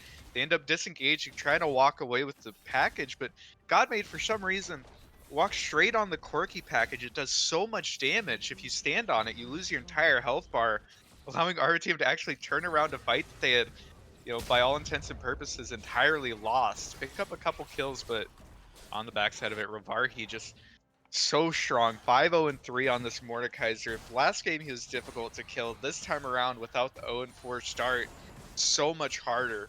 Was able to pick up so many kills and make it so it wasn't entirely lost for Godmade lost there for Godmade after a strange decision in terms of chasing straight onto the Corki package. God, that fight made no sense. Yeah, it was won, then it was lost, then it was won again, and then it was lost again. And now here we are, 14-8, and a gold lead for Godmade. Their second of the series. First one of the entire series? No, they had the gold lead when they destroyed the Nexus, surprisingly. But not before that. I think the 2 Nexus towers were what tipped it over. Yeah, so a bit of a different look for them, and so much of it's off the back, or off the, or on the back rather, of Revarhi on this Mordekaiser has been an issue in both of these games. It's so difficult to actually kill. If he's still alive at the end of the fight and RTM doesn't have their cooldowns, it just seems like it's so impossible to actually kill him, especially since there's not any grievous wounds in sight for the side of RTM. They have a couple QSSs for the Mordekaiser ult, but unfortunately no grievous means that this Mordekaiser with the Riftmaker, with the Conqueror, is going to be very difficult to actually take down in these fights. Yeah, I was going to say the BM QSSs feel like a good pickup, but still needs some Grievous probably to help turn these fights a little bit. Hulk still just poking around this top lane, maybe looking for the Anivia, while the rest of his squad has all grouped up mid to try to counter push. Hulk is looking for this, not top 3, just freezes him on top of the... Oh, that was a max range cocoon. It's not quite going to matter. The Donnie's Shadow comes back through. Yeah. It's committed. It's really interesting that RTM's lane assignments end up with Hulk in the side lane on Elise, picking up waves. It seems like that's usually not the ideal lane assignments, but Hulk was able to get quite a bit of damage out there, and apply some pressure. Let not top 3 know that just because he's a little bit shorter range doesn't mean he'll stand for Anivia trying to bully him around. Yeah, a minute to go on this Infernal Dragon spawn. Would be Soul for ROTM, and you have characters that apply Soul. Well, you have a character that applies Soul pretty easily. I guess 2. Elise isn't bad either. Corki and Elise are both very happy to have that, especially Corki. Just every single time that your rockets end up landing an extra, 200 damage feels pretty good. So definitely a big soul here for RTM. So it's spawning soon. You see Wing Nation recalling to pick up the package. Has a teleport available as well. Might be able to look for a cheeky... Yeah, the Thrill Seeker in me really wants to see the aggressive package from Wing Nation coupled with the Stand United from Cardinals just fly in like the bombardier that he's supposed to be. Get that full champion fantasy. I think more importantly, if they're able to just use it to keep Godmade from even being able to contest the dragon make it so they have to walk over the package to even walk into the pit. It Oh, feels like it Hulk would be might the get best caught here use, on the but side, although he's turning it. A lot of damage coming down onto Somlos. Uses the stopwatch just to get some distance. He's still caught on the side. They use the Shen ultimate. It's a big engage from Points, but they'll get the counter Terika ultimate. Taunt lands from Cardinals, but they're able to focus just on these three members to start off with. Points gets pulled into the Death Realm. He'll eventually die to Ravarhi. On the other side of the fight, though, somehow they find an extra kill. Why did Same Page walk up? Or I I'm losing track of people. it's Yeah, it was very Same Page. strange that both teams seem to forget about the fight on the bottom side there, as Ravarhi was able to take out Points in the sex dungeon, but also just walk away off the backside. Um, Either way, our team ends up picking up the kills, ends up picking up the Infernal Soul, and now has their eyes set on this Baron. With the Vayne, they should be able to do it pretty quickly, and they're starting it up. Yeah, starting it up, still at a gold deficit, worth noting, but Somlos is not on the map. And we'll see if Godmade can even find the engage. Points is going to be the last one to rejoin. Ravarhi can teleport in if they want to contest, but they're just not going to be here in time. 1,000 health. That was not the cleanest smite in the entire world, but it's secured by Karasuda, and now all 5 members of RTM will be wearing the Baron buff, and they'll take the gold lead back until maybe this turret dies in the bottom lane. Yeah, the gold lead is a fickle thing, fluctuating back and forth throughout the entire series. It doesn't seem to really be indicating who's ahead at any point. By the way, RTM gets a successful fight, gets the Infernal Soul, gets the Baron as well, sort of setting themselves up to be able to close out this game in the next few minutes. You don't get much stronger than right now. Doing a good job with their objective focus, and we'll see if they're able to line up against the Anivia, known for stalling out games, known for using her wave clear. See if they will be able to overcome that Yeah, as their this next obstacle. Tier 1's top and mid still standing. They've only got 2 towers this game. This is the second one as they get the one auto attack that they've needed for quite a while onto it. They'll continue the siege. The cannon minion, importantly, just out of the range of Anivia, but choosing to head toward top, it looks like. Rotate through the jungle, maybe catching Somlos out. A lot of damage coming through from Hulk. He tries to turn it around with the Blade's Reach, but not quite able to find what he needed in return. And ROTM will continue their transition. They just don't have a minion wave, but But meanwhile, Cardinals. Cardinals Yeah. is just completely nobody's matching him right now with that Baron buff. Is applying that to the turret. Finally, Anivia's walking down, but that means that there's nobody to catch this wave mid. That Karasuda's pushing in. It's going to be getting a little bit of backup here. Yeah, Somlos is Ooh. in. That's a good condemn to try to get some distance. Shields coming through as the Stand United pops in, and they'll save Private Karasuda. They actually track down Somlos. The slow from the Blaze Reach is more than enough. Same Page over the wall, hits the snare, but I don't think Godmade will look for anything more. And now with the Baron buff minions coming through, they have to be careful. Winged is actually the one separated right now, and he'll know that in just a second as Somlos comes through the wall for him. Not quite able to find that as the flash away, and the siege continues for ROTM as Karasuda Points. Cardinals and Hulk look for anything that they can. Baneling gonna land onto Senna in the back line, but these cannons are getting stalled out. Yeah. Anivia's entirely out of mana, so RTM is going to be able to pick up this turret and should be able to pressure the inhibitor as well. Kane's coming in from the back, still looking for anything that he can. Another big Blades Reach for the damage. Ravarhi and Winged. This is not the 1v1 that I think Wing Nation would want. Ravarhi still has he's getting pulled in. Shilbo popped. He still hasn't been pulled in. He actually just didn't use his ult. No point when, Corki has the QSS. It looked like Wing Nation was waiting there to use it the entire time, but with the Rylai's, Ravarhi just didn't need it.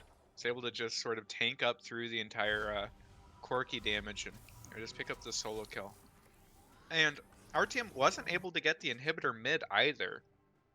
They did get a couple turrets, 3 of them to be exact there, with the Baron buff, but no inhibitor take is sort of disappointing. It's generally how you want to tell how good your Baron push was how effectively were you able to break down the inhibitor, break open the base.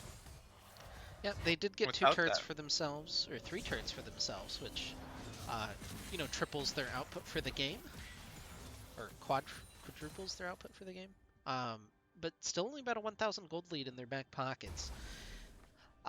And all of it's on Karsuda, by the way. Let's even hit the X. I guess not entirely all of it. Wing has a decent lead, but Only 5,000 yeah. over the over same page there. Well, over same page, but like Jester of Time doesn't even have a gold lead over points for all of the farming that he's done. And in fact, same page has started farming up the minions for some reason. Doesn't he get a penalty? I don't remember. I think he does get a penalty, but I don't know. It's funny looking at the gold lead because Karasuda's up 5k over the enemy 80 carry, but Rivarki also up 5k over Cardinals. It's sort of the battle between the two carries. But Godmade, I like that they're the first ones here. You know, normally you'd expect them to get wave pressure first, but you know, this time skipping that step instead, just walking in. Well, they were the first ones there. They didn't get a whole lot of vision for it. Didn't get a whole lot for I their think they're trouble. really worried about some of these bushes that our team could potentially be in, which is fair. They actually don't have great ways to check bushes with their comp other than maybe Ravarhi walking into them, which is a thing in and of itself. Uh, but they're satisfied with this kind of bot vision that they have. They've set up on the bottom side of the dragon pit as RTM sweeps in from the top. Cardinals has his ultimate available. He's the only one separated from this fight currently. Winged over the wall has package available as he's positioning. Stun going to land onto Rivarhi to start us off. A little bit of damage being exchanged across the gap. Winged again has package. Watch him on the top side. We'll see if he's the one to pull the trigger, or if Points is the one that finds the engage, or maybe somebody from Godmade. I don't know exactly how you engage a fight as Godmade, but they could maybe do it. And they're just exchanging some poke. The Elder Dragon getting it started Oh, up. Ravarhi going to pull Points into the Shadow Realm is going to be the big moment. Somlos goes in, hits a big Blade's Reach, looking for the damage. Karsuda able to kite back. The package from Wing Nation is just burning through the team. It's another shutdown as Cardinals is able to join the fight. 2 for 2 has been the exchange thus far, but the Valkyrie over the wall finds the egg, and Ignivia will fall. It's a team fight win ostensibly for RTM, but 3 for 2 is a lot closer than I think that they would have wanted. Yeah, a And lot of that win was, again, off the back of Godmade just sort of walking over the Quirky package. But our team's not getting much for this. yeah, Somlos is still alive, importantly. He's got Smite available, so any neutral objective is going to be very tough to take, even though they totally could. Like, it's not a matter of tanking it with Cardinals Winged and Karasuda alive, but the fact that Somlos can just walk in through the wall, say, hey, how you guys doing, and smite it away. Yeah, going for the safe option of just not trying to 50-50 any of them. But the issue is that that means that they're going to have to set back up for these objectives here. Both of them are still alive, and they won't have the Corky package available this time around, which has sort of been their most consistent way of actually winning a team fight, is it just with how much pressure and how much damage they're able to do with that cooldown. Not going to be available, and both teams reset. Neither of them seems to be in any particular hurry to get back to the Elder Dragon. Yeah, Elder Dragon and Baron on the map, and both teams just kind of farming Winged out is some doing jungle camps. wolves, Yeah. but Godmade's pushing in, but Kane is also doing wolves. I not quite sure what's going on here. It's really strange because I think if either team had made a conscious effort to push into there, they probably could have done it Yeah, now the by vision is now. set up pretty nicely for Godmade. They have a little bit to play around as long as they stay in their own side of the jungle. They can't push too aggressively, although Ravarhi's going to try to, prove me wrong. They can push aggressively because Winged and Cardinals just aren't there. Cardinals will finally take down his arch nemesis, the top lane tier 1 turret, but Godmade will start up the Infernal Dragon, Hulk around the side, looking for the engage. The Hex Flash over the wall from Points. He goes over the Anivia wall looking for the engage, just pulls in a couple. The Taric ult does get separated. Same page, importantly, doesn't get that. Rivarhi's legendary, but now the fight going to start as Cardinals flies in. Winged is doing so much damage. Rivarhi's still alive. It's a double kill for Winged, but they'll be able to turn that one onto the Mordekaiser now that they've secured the Elder Dragon. The Cocoon finds Somlos, and they'll find the game win. You know, our team's going to be able to take this one down after a dragon fight that was really scary there for ROTM. Rovarki had the ultimate in there, was able to take down points, but perhaps more importantly, ended up popping out in the middle of the ROTM backline, ended up almost one-shotting Karasuda. But it didn't really matter. Not enough of the Godmade members were still alive, and ROTM was able to take that down, pick up the Elder Drake, and take down the Nexus as well. And that game was, again, looking at the kill lead, it feels like it should have been really significantly in favor of ROTM, but at the end of the day, very close. Even that last fight could have gone either way. Yeah. Well, that said, now we'll head to the ace match. RTM and Godmade. Uh, Best of one to decide the series, and we'll see who comes out on top. Um, we'll be back in just a second. I really have to pee. I'll be back.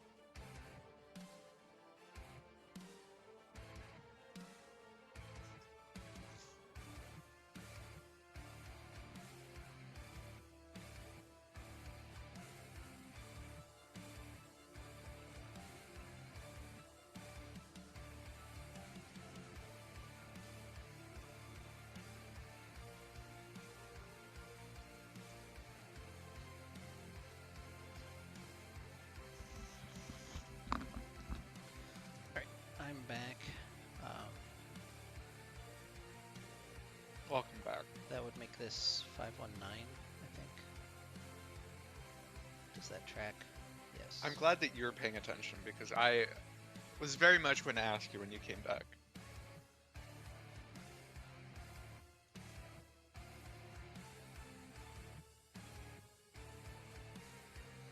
This looks like a whole lot of new champions, so it must be the correct one.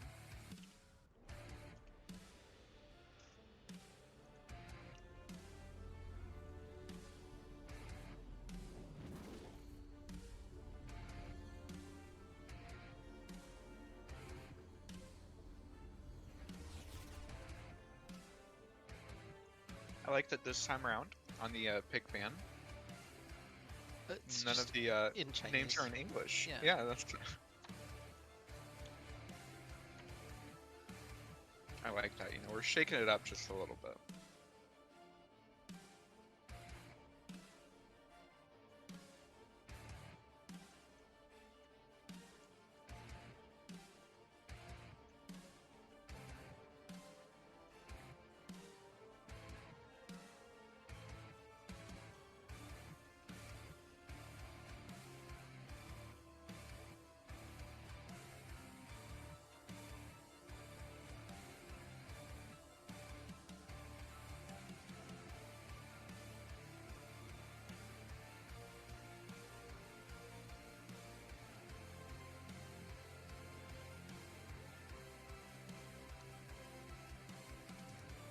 I have no idea what this means.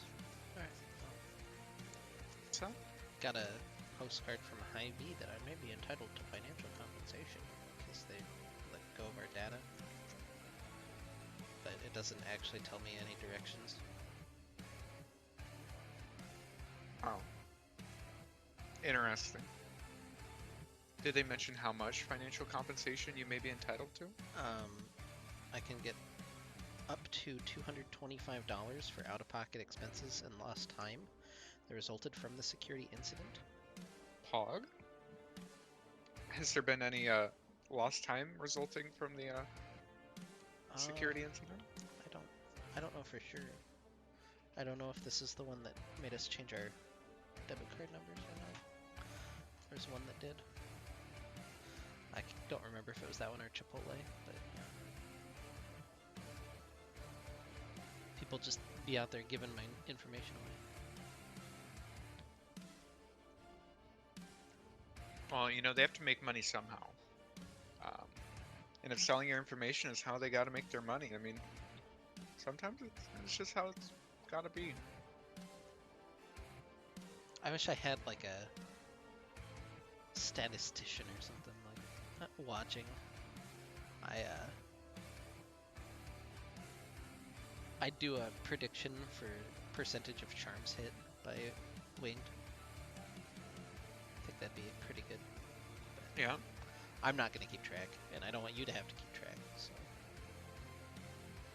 some other time maybe. Yeah, it's difficult to do, fun and engaging predictions off of games that have already happened. Yeah. Especially if most of the people watching were in fact in the game when it happened. Yeah, because like I could do a bet, but I'm pretty sure most if not all of the people know how the game went, so I don't think that we get any betters on the other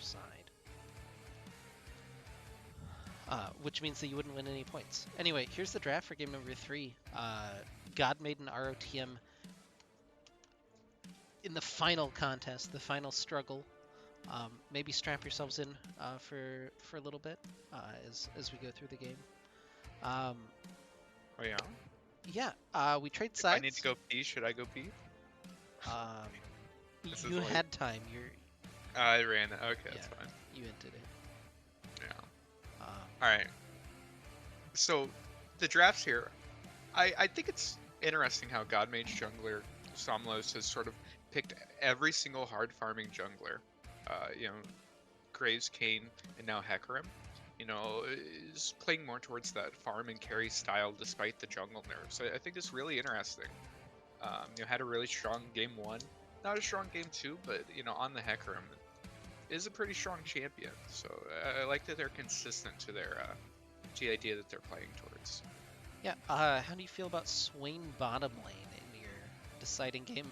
Also, as a note, they bring in a substitute mid laner. Dallas will be playing mid lane for Godmade. I think that Swain bottom can be really strong, especially against bottom lanes that don't have enough damage to actually burst him out at level 6. And Alistair Vayne doesn't bring the most level 6 damage. It means that Swain can probably survive through their damage and sort of hit a point where he's out healing their damage and able to actually win fights. I don't hate it. That said, if you start falling behind, it can be really difficult to continue to be that drain tank. So you can't fall as far behind as you did game 1 and game 2 there in the bottom lane.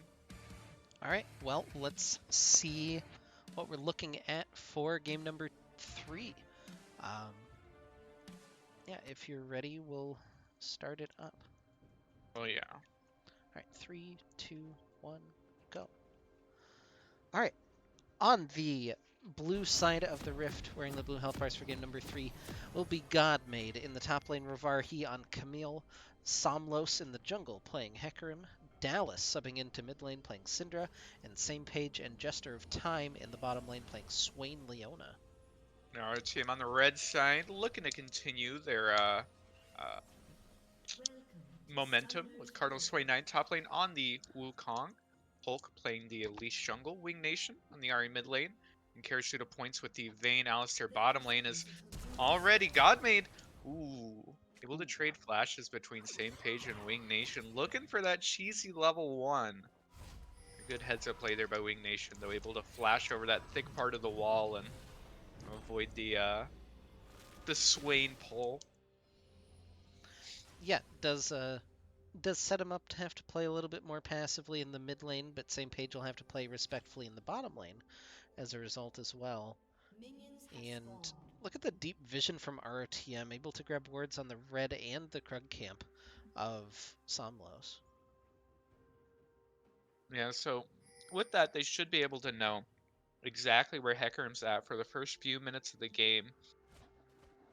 I think it's interesting that Hulk saw Swain's flash get burnt at level 1, but isn't opting to path towards that side of the map, instead starting bottom side and looking to head top instead, deciding that the Camille Wukong matchup was one that needed the early pressure, which is probably understandable considering how strong Rovarhi has been in this series. And this time around, playing the Camille, is very, very scary if he's able to get ahead. So I don't hate that he's looking to apply pressure up here. Yeah, the Ignite Camille, also worth noting. No flash on this character, going for the Tendies top lane style, but we'll see if he has the same effectiveness. Yeah, and I like that last game, Rovarhi acknowledged that the Elise was pathing towards his lane and did a really good job playing respectfully in the early game and not falling victim to the early game power of a ganker like Elise. We'll see if this time around he's able to have a similar impact as already just applying so much pressure here. Oh, Cardinal's Trades Dash going is in his back in favor. with that Nimbus Strike. I don't know that he necessarily wanted that, but it does get a little trade back.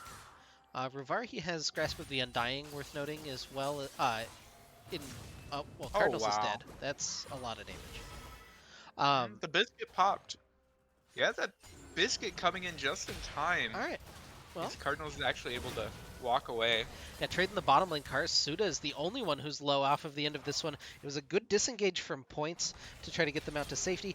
Oh, he didn't flash the claw though, and he's gonna die to the ignite. A little bit of extra damage.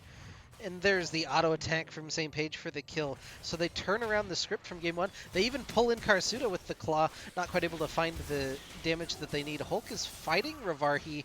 I don't know about that. Oh, he went back in. Why'd he go back in? Wing not quite He able to dodged find the out the charm. charm, but Cardinals is there to finish that one off. And Winged does pick up the kill onto Rovarhi, and he's got the teleport to get back to top lane, I guess, is the saving Kind grace of for him. insane how that how that fight turned out, with Hulk ended up 1v1ing the top laner at the crab. Somlosa nowhere in sight, nowhere to be seen. Ends up not helping on this top laner, and you know, despite getting that early pressure in lane, Rovarhi ends up dropping. He's going to be behind in CS, though the waves are coming into Crash, so it won't be too far behind. Um, it's just really interesting that that's one of the first fights that we see of the game. Oh, Alistar points is behind Oh yeah, Dallas. Points is looking for Dallas. Can Winged land the charm?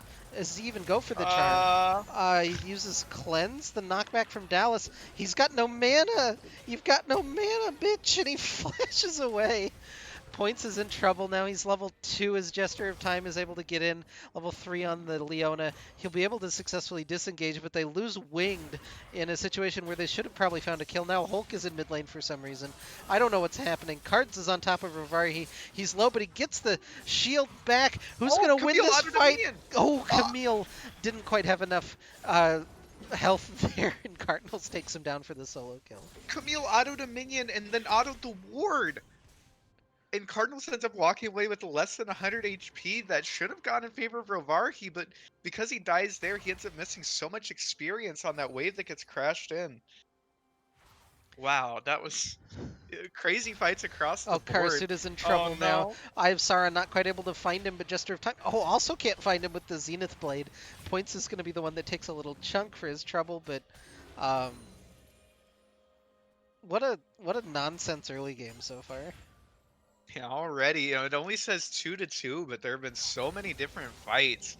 I wanted to go back to that play mid where this entire series, I like that Points has been looking for these early roams, early proactive plays, and for the most part, they've been going extremely well to give RTM a lead early. But this time around, just not a well-played fight there in mid leads to Wing Nation falling A down, stun. and now, Dallas is going to find the oh, solo kill. The Unleashed Power is enough to take down Wing Nation.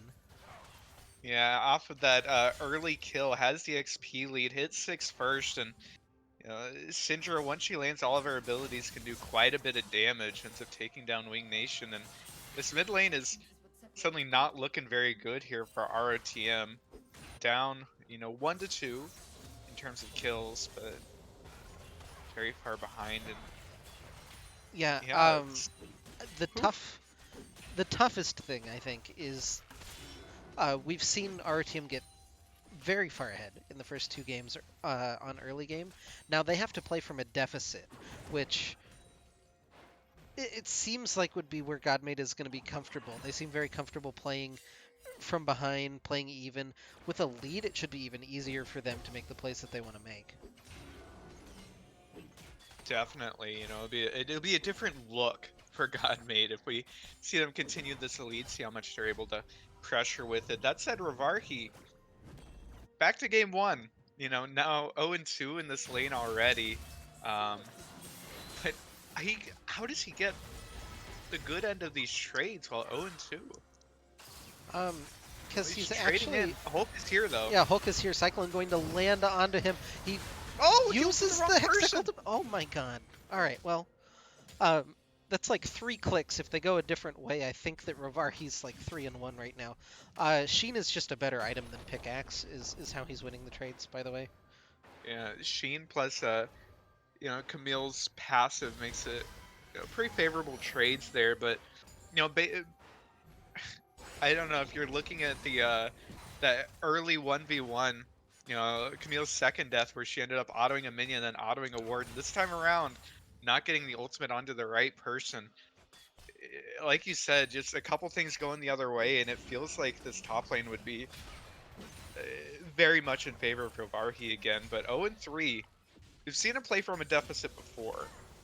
So, nothing new there, but, a new champion this time around. We'll see how much of an impact he's able to have from this position. Yeah, and Hulk staying a little bit more even in CS than we've seen in the first couple of games, despite, still being down by a good chunk. We'll see how he He's doing the blue continues buff down that. right from under the nose of Somnos, who's doing the wolves, is going to end up finding Hulk here. Oh, Oh, maybe the Camille's coming collapse down is to Ravarhi's collapse. coming in. They're looking for Hulk right now. That's way more important than whatever we're watching here in mid lane. Oh, And Hulk he's going is to be just able going to to walk walk it out. away. He's actually But he's going just right walking over top mid. of the ward. Dallas Dallas? is maybe in trouble. Oh, the cocoon doesn't Ah! quite land. A wing Ah! flashes forward. He hits a charm. Looking for the damage. The unleashed power back is going to be a good trade for Dallas. That was a really quick cleanse. Really good cleanse there from Dallas, but he shouldn't have been in a position to have to use it. They knew Elise was there. They saw Elise the whole way down, but Hulk either way able to go in there mid, get the cleanse out of Syndra, and even then Syndra limped away at about 50 HP. It feels like if Hulk and Winged had been on the same page, they should have been able to pick up the kill there. We can Yep. go in a little bit further. Points looking for Oh, the engage. Kind of telegraphing that Hulk's in the area, but same page and Jester time going to back off for the time being. Cardinals, that was kind of weird looking, but gets a little trade. And Somlos is going to steal away the red buff in exchange for having his blue buff stolen. yeah, pretty significant CS lead. 25 in favor of Somlos, who again, playing that farming style. We highlighted this sort of Elise versus Farmer matchup in the last game. This time around, very much the same page as Hecarim wants to hit his levels, wants to hit his uh, items, and once he hits them can be a massive force, but Elise has to pick up kills, has to impact the map, but Somlos Yeah, is here. in comes Somlos looking for the kickback. Cyclone invested by Cardinals as he has to flash away. Has the second Cyclone. Somlos is going to get pretty low underneath his tower. The dash forward with the Nimbus Strike. It's not quite enough to finish off Somlos, and notably, no members of our team are on the same half of the map currently as Cardinals, so it'll be the Dragon take for them. Yeah, but again, just like we had seen in the last game, I like that both of these junglers are continuing to make plays on the opposite side of the map. Yeah, Points When the other looking jungler for same shows, page, but gets a big knockup. Karasuda is just not really in the area to help out, so yeah. just flexes his muscles a little. Yeah, it's about sending a message, letting him know this is his lane, and that he can engage on you whenever he wants. But that's the first dragon going in favor of RTM. That's been the case every single game so far. They've been able to pick up the first dragon, so continuing that early dragon pressure is very good for giving yourself a win condition the longer this game goes on. Yeah, Hulk maybe going to look for Rivarhi in the top lane. Actually, no wards right now to spot him out. And he's going to get out of there anyway, because he shoved enough. So And that Hulk, warding sensor in the back of his head goes off, and he'll get out. Another stun lands on the winged. Oof. yes, mid lane. I like how much there's so many people hovering around this mid lane. Jester of Time been here for the last minute or so. Points was here as well. There's the Oh, stun landing onto Wing Nation. In comes Jester of Time, has the Solar Flare. Not going to find home with that. Hulk over the wall, looks for the turn, but hits Jester of Time with the Cocoon, and everybody will walk away. yeah, a couple flashes there. Hulks for Dallas. Means that the Syndra won't be able to play up quite as far as she has been so far. But again, just so many people applying so much pressure around this mid lane. You know, it seems like that's the focus point right now for both teams is sort of trying to get a leader. It's kind of weird that Somlos ended up recalling right on top Yeah, of the St. Herald Page has there. to pop the Demonic Ascension. Cardinals is teleported behind off of that deep ward, and Camille's Karasuda teleporting picks in. up the kill. Camille is here looking for it. Oh, that Condemn actually didn't work out, neither did the Charm for some reason. Rivarhi's still alive, and he'll be able to walk it out to the top side. Yeah, Points has the Moby boots, but doesn't want to chase all the way. And you know, a late teleport there from Rivar, he could have been really bad, but our team's not able to engage. Now Why is Points. Points checking in? He's got the Unbreakable, I guess. Cardinals is hanging around the side, doesn't have his ultimate. Knock up onto Jester of Time. Ignite gonna tick him low. Karasuda picks up the kill. Rivarhi gets condemned out of his own ultimate, and he'll head out.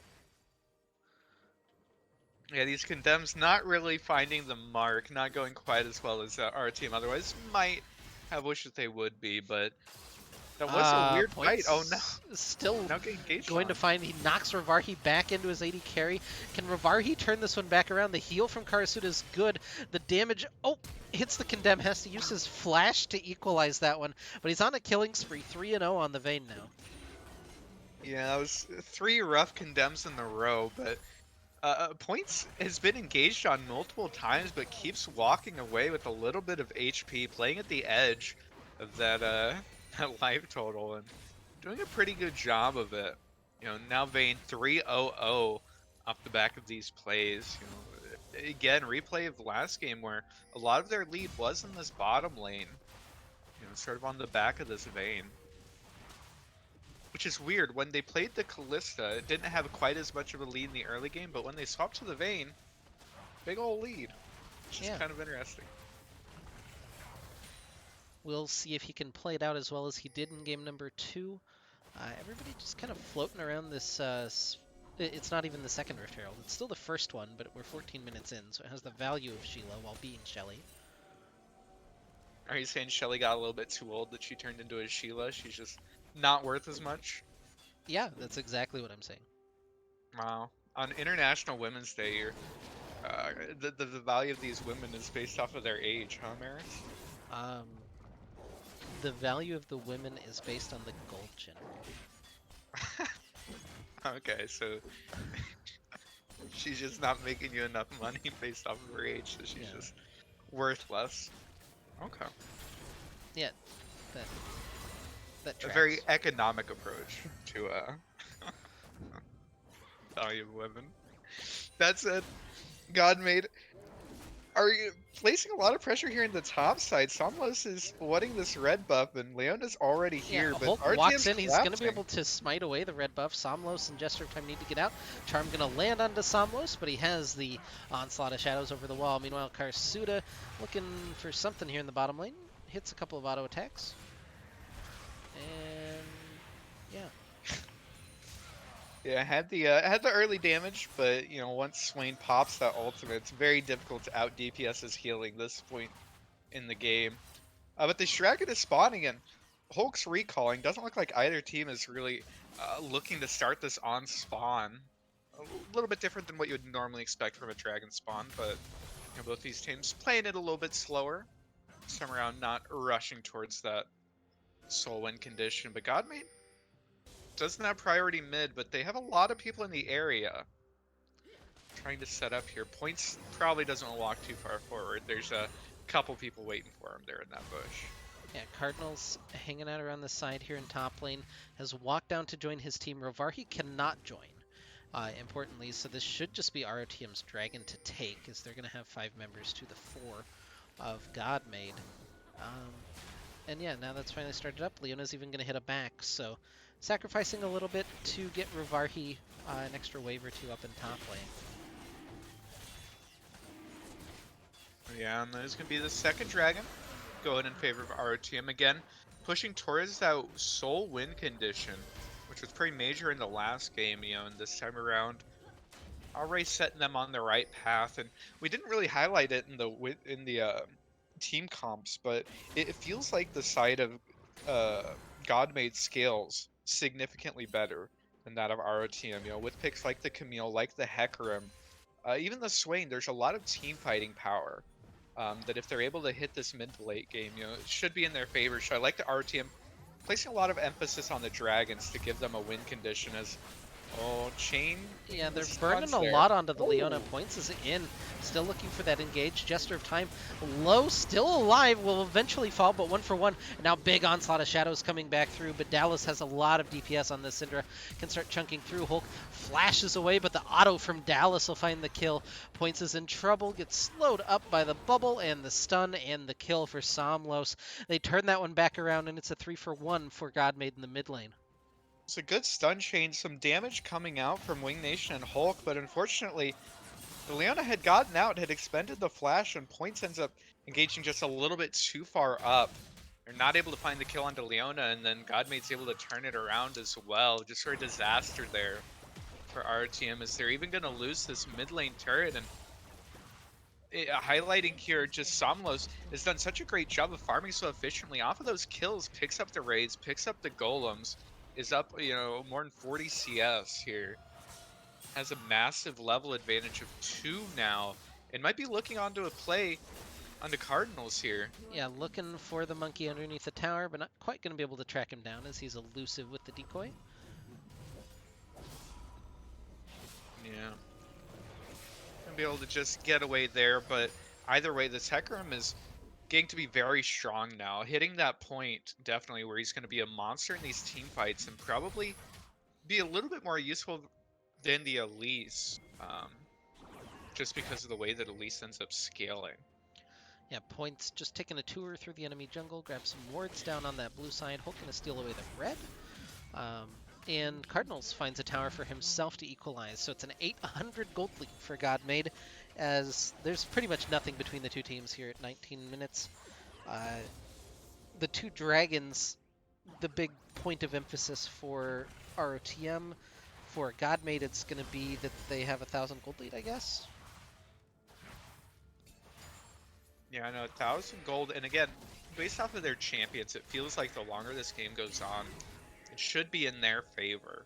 Their team comp's a little bit easier to actually play out and actually do well with. Once they get those items, it feels like the fight should be in their favor. So RTM really should be looking for these dragons, trying to stack them up, trying to work towards that win condition.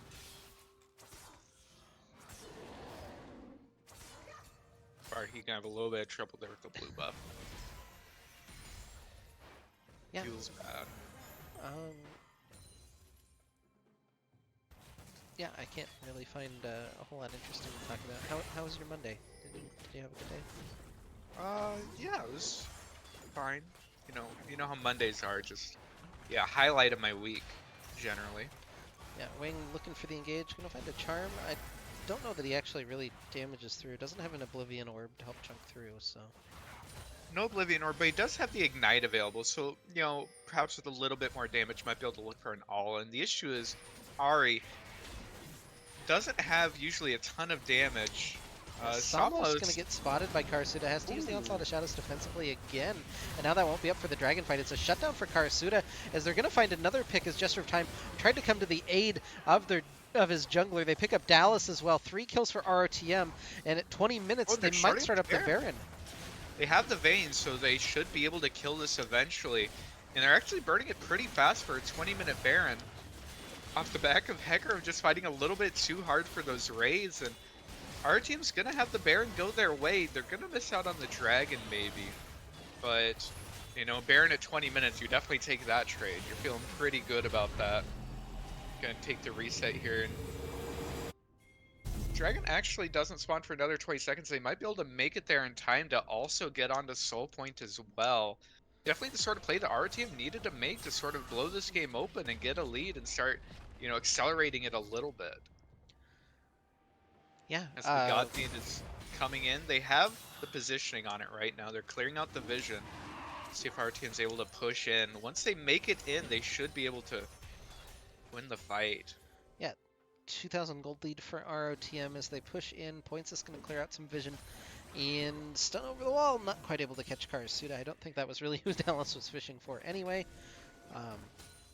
But yeah, battle line's kind of set up now as Cardinals gonna grab this bottom lane turret potentially, or at least some damage onto it. That feels alright. Winged is continuing to push in mid lane. Neither team has actually started up the Dragon on spawn. Cardinals will pick that one up and now head back to rejoin his team. 5,000 health left on that Dragon over the wall.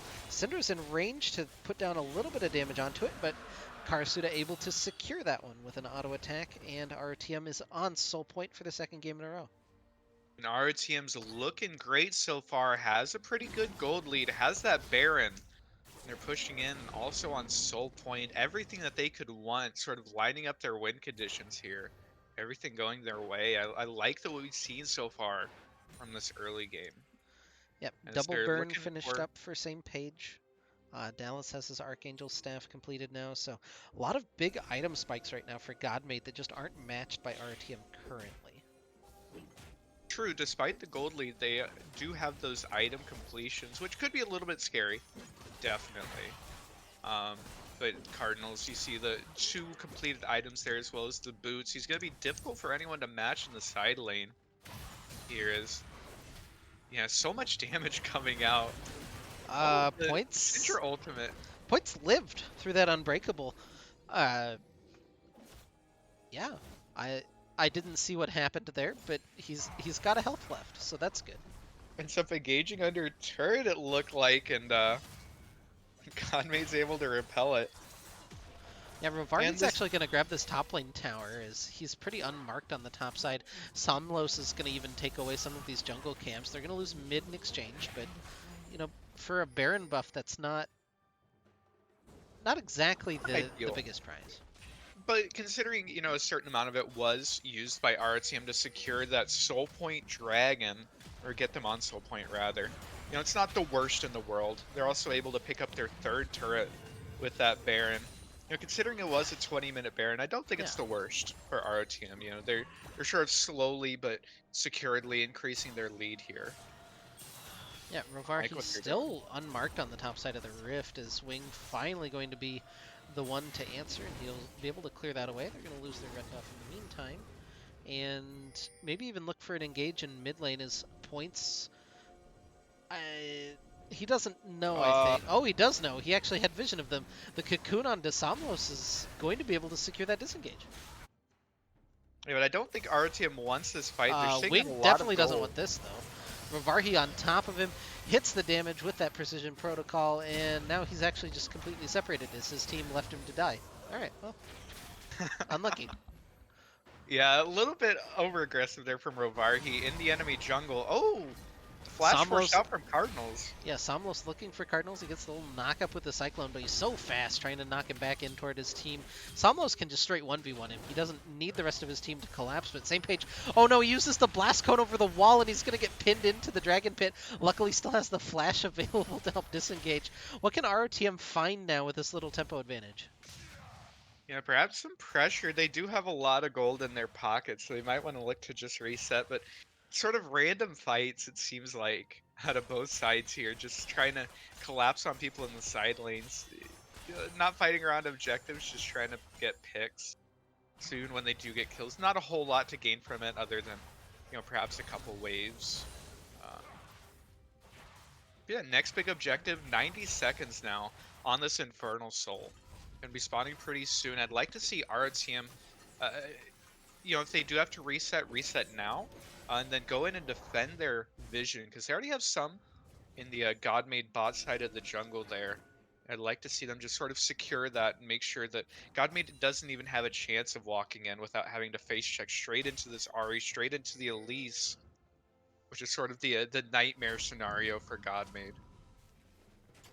Yeah, this is kind of a late back from Karasuda if you were going to attempt to do that. Cardinals on the top side. Gonna get spotted out, and Rovarhi and Somlos maybe can look for this. Hookshot on, and he use the Hextech Ultimatum. They've caught Cardinals. He's got the Cyclone just ticking through, but that's Oh enough wow. damage. Imagine having Cho'Gath ult on your Q.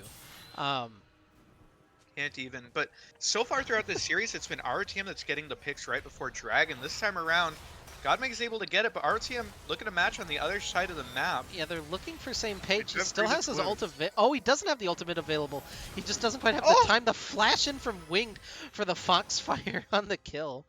Yeah, has to Not the flash to most. avoid that last bit of damage from Swain, but that means that he has to reset, so RTM not even going to be able to Oh, they're start the gonna walk Dragon in. off. Points goes a little bit too hard.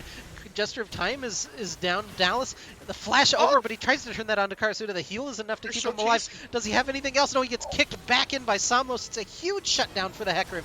He goes deeper, looking for Wing Nation. Again, no ultimate available. Hulk is on the dragon and walking around slowly. Points is separated from What the are they team. doing? Hulk is going to try to rejoin. Somlos gets the shield from everything. Cardinals has teleport but can't get in. So does Oh! Rivarhi. The top laners are fighting in top lane, but Godmade turns the fight around, and they'll be able to grab this Infernal Dragon. And what just happened? RTM was so far ahead, they got the kill onto Leona, but for some reason, Vayne ended up over chasing to try and pick up the last Ondo onto Dallas, ends up eating so much damage, and RTM with the classic one at a time strat means that they give over 4 kills unforced, and then they lose the soul as well. They could have just peeled back and gotten the soul. What a massive throw here for ROTM. The gold lead's now even in a game that was looking so far in their favor just a couple minutes ago. It now has been completely evened out by Godmade, and we talked how much their team comp, how much easier it is to execute on as this game goes on. Them getting a chance to come back into the lane and even or come back into this game and even up the gold lead is just a disaster here for RTM. Yeah, we'll see if they can play their way out of this one. Baron is up. Going to be the next point of contention for both teams. And some recalls hit now for Godmade. Kind of interesting. Somlos is actually just separated on the bottom side of the rift, but it doesn't look like ROTM is going to be in position to do a whole lot about it, as Winged and Points are the two that are pushing through for some vision. Hulk looks to rejoin. It's kind of a 1-3-1 setup, but now the 4-man squad will rejoin. Cardinals has teleport, set aside on the bottom lane, as they'll sweep through Baron Vision. Try to get mid-prio. I like some of this setup, but it's taken so long that Godmade are able to rejoin, and now all 5 of them back on the map. I think it might have been a little bit difficult for our team to just start that on spawn, pull the trigger like that, especially after that play bot went so poorly for them. I can definitely understand their reticence to jump straight back into a coin flip play. So they're just setting up the vision, trying to maintain the wave prio, trying to play it textbook here to make sure that they don't have a repeat of that last fight. Yeah, Karasuda gonna pick up the red buff, trying to get a little bit stronger for this last fight. This next Baron fight. Winged over the wall finds a little charm, a little bit of damage on the same page, but Oh wow. that 1W pretty much was the same amount of damage as he did the same page.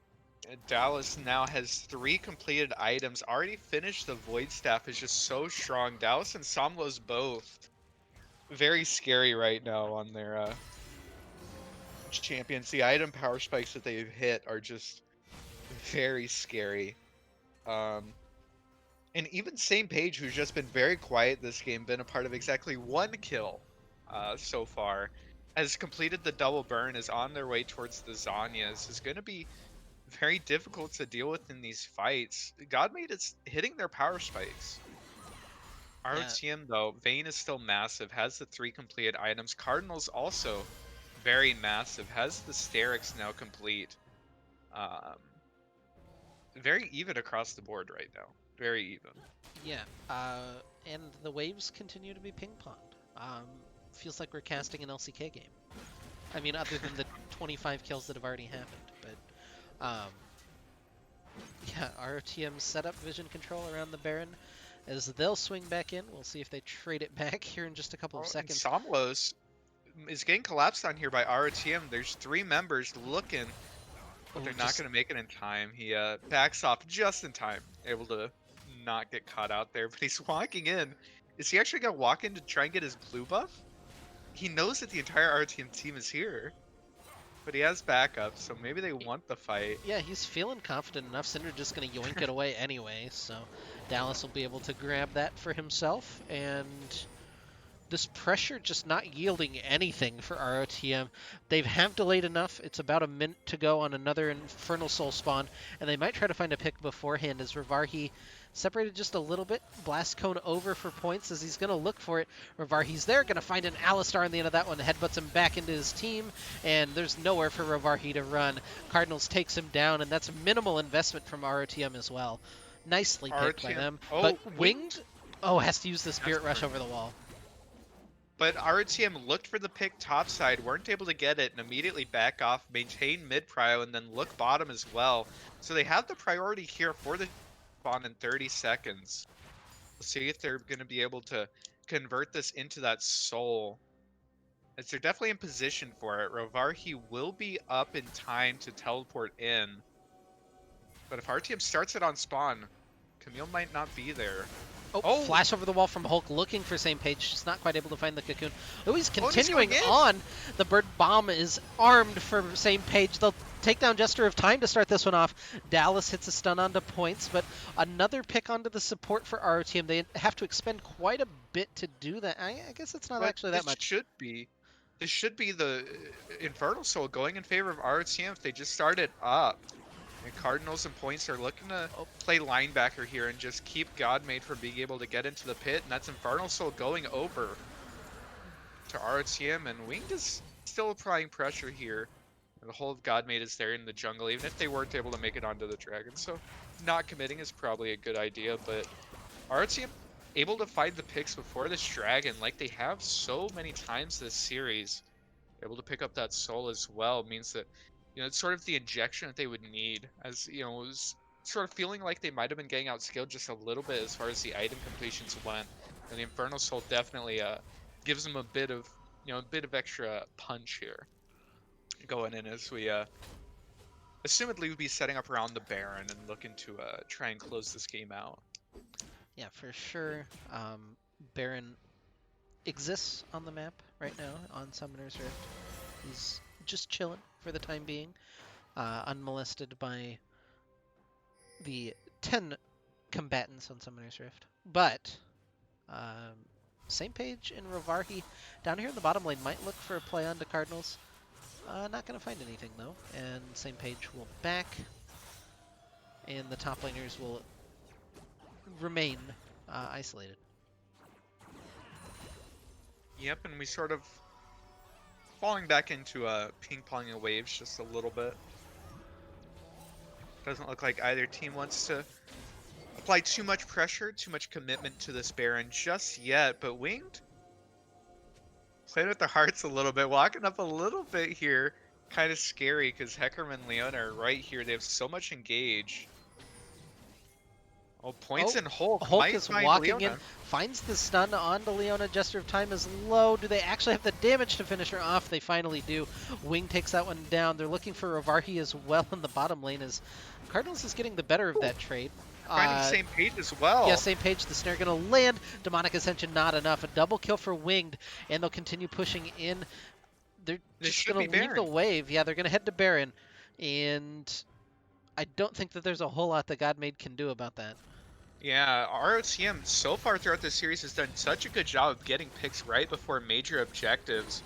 This time no different as they pick up 2 kills there. They're going to be able to pick up the Baron as well. Everything going in their favor. See if they reset or look to push immediately. It looks like they might just be looking to push. Yeah, a lot of weak channels to recall. Okay, they're just lining up here. Yeah, a lot of towers on the fringes that they can pick up. They've got this one. They've got the one in top lane. Before they would even look to start sieging the base, just gonna grab the one tower. It looks like for now and hit a recall. I don't like this usually with the Baron. You know, if you're gonna reset, you want to reset right away. That way you're all on the map and you're not wasting too much time of it. But walking in, getting only one turret, and then channeling the recall means that half of this Baron buff is gonna be wasted in base walking back and forth. So not the most ideal use, but they are setting up. Looks like it might just be a 1-4 here. Was Yeah, they're trying to spread that Baron out to try and break into the base here of kind of interesting that Godmade. Cardinals is headed to the bottom lane. I would like to see him on the top side get that free tower. Maybe that's where RTM is going to go. They need to set up these waves just a little bit better than they currently are. They're And actually fighting for blue buff rather than actually applying the Baron to the waves here and trying to get turrets. So still on setup mode, not quite in position. yeah, it's going to be this next wave that's going to be crucial to see if they can find anything extra with this Baron buff. Charm over the wall going to land onto Rivarhi. A little bit of damage down. They're headed to top lane now? They should have set up top lane to begin with if that was the play. Oh, man. All right, well, top lane set up now. Cardinals on the bottom side. He's set up with same page down there and Jester of Time who cannot join. This should be a numbers advantage for RTM, and because of it, they'll grab at least one tower. We'll see if they can continue the siege. They're going to look for Cardinals on the bottom side. Uses the Cyclone to try to get away. Flashes. Doesn't get stunned up, importantly, and Somlos trying to chase him down. Not going to be able to find anything. The inhibitor under fire for ROTM. They're diving Dallas for some reason, rather than looking at the objectives. They're still looking for Dallas. He gets a big stun. He's able to turn that one. Oh, the shields and heals onto Ignatian keep him alive. But now the rest of the squad is able to disengage points. Stops the engage from the Camille. They're into the back line, but Karasuda's taken down. He's separated from the rest of the team, and he'll fall. Cardinals is in. He finds one kill, but the rest of ROTM just not quite on the same page. Somlos is in the back line looking for Wing Nation, and he'll charge back through the shutdown for him as Godmade has somehow defended their base and won the fight. They'll even pick up points on the end. It's a double kill for him. Somlos is just chasing down Cardinals. I don't think that he'll be able to kill him. Maybe they can. Once same page gets there. Yeah, the W gonna land, and he'll go into GA. And it'll be the Bud Light Ace eventually for Godmade. Maybe not. Maybe yes, maybe yes. All right.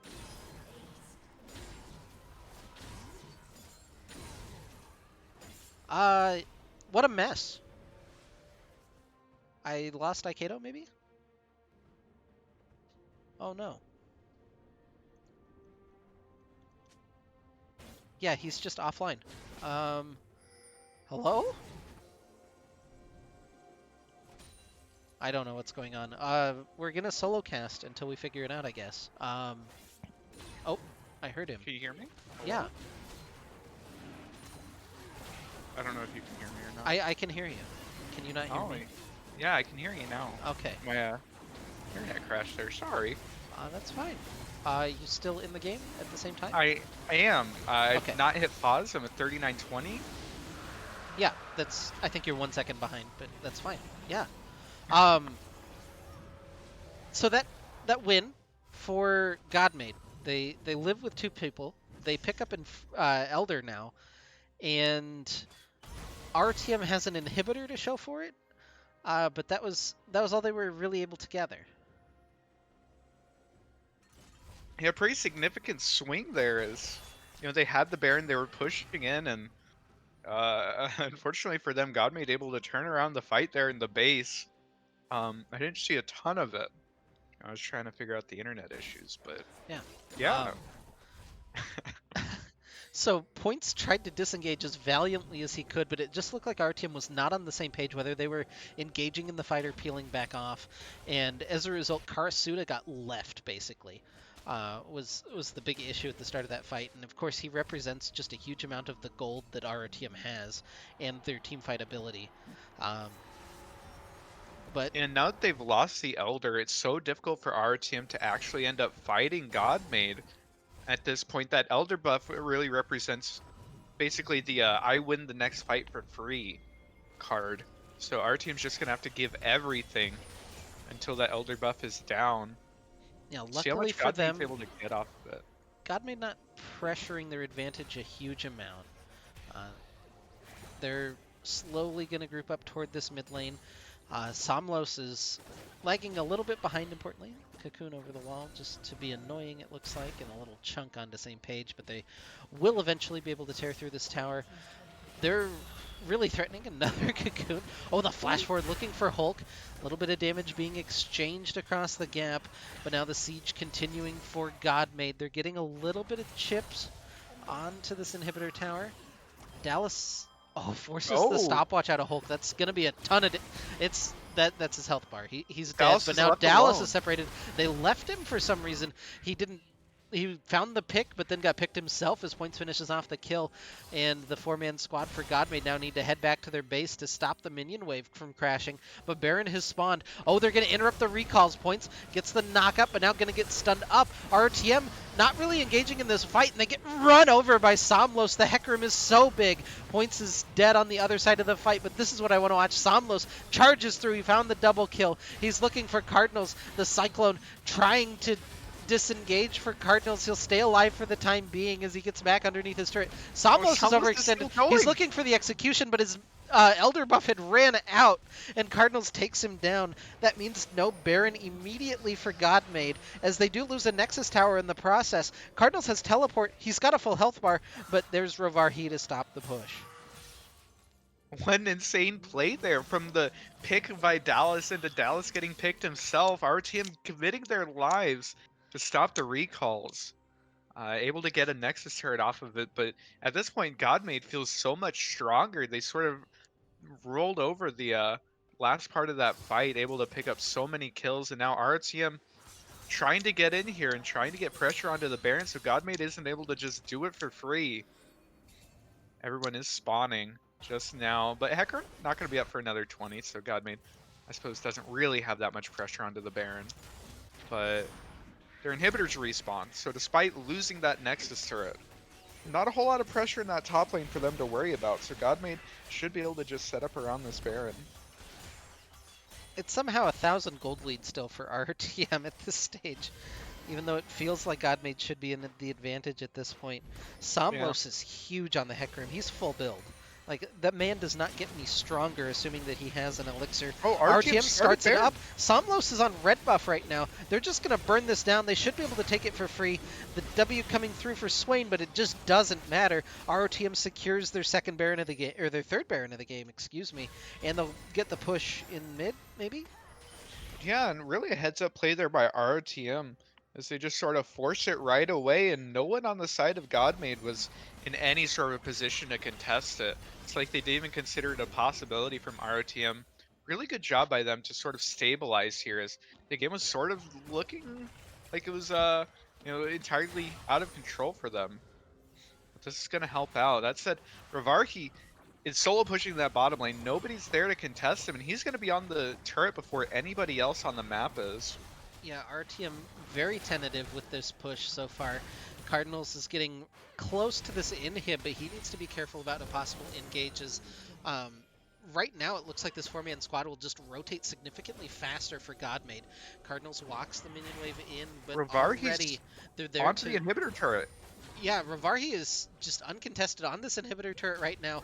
RTM walks in. They get the snare onto Leona, the charm. They'll finish her off.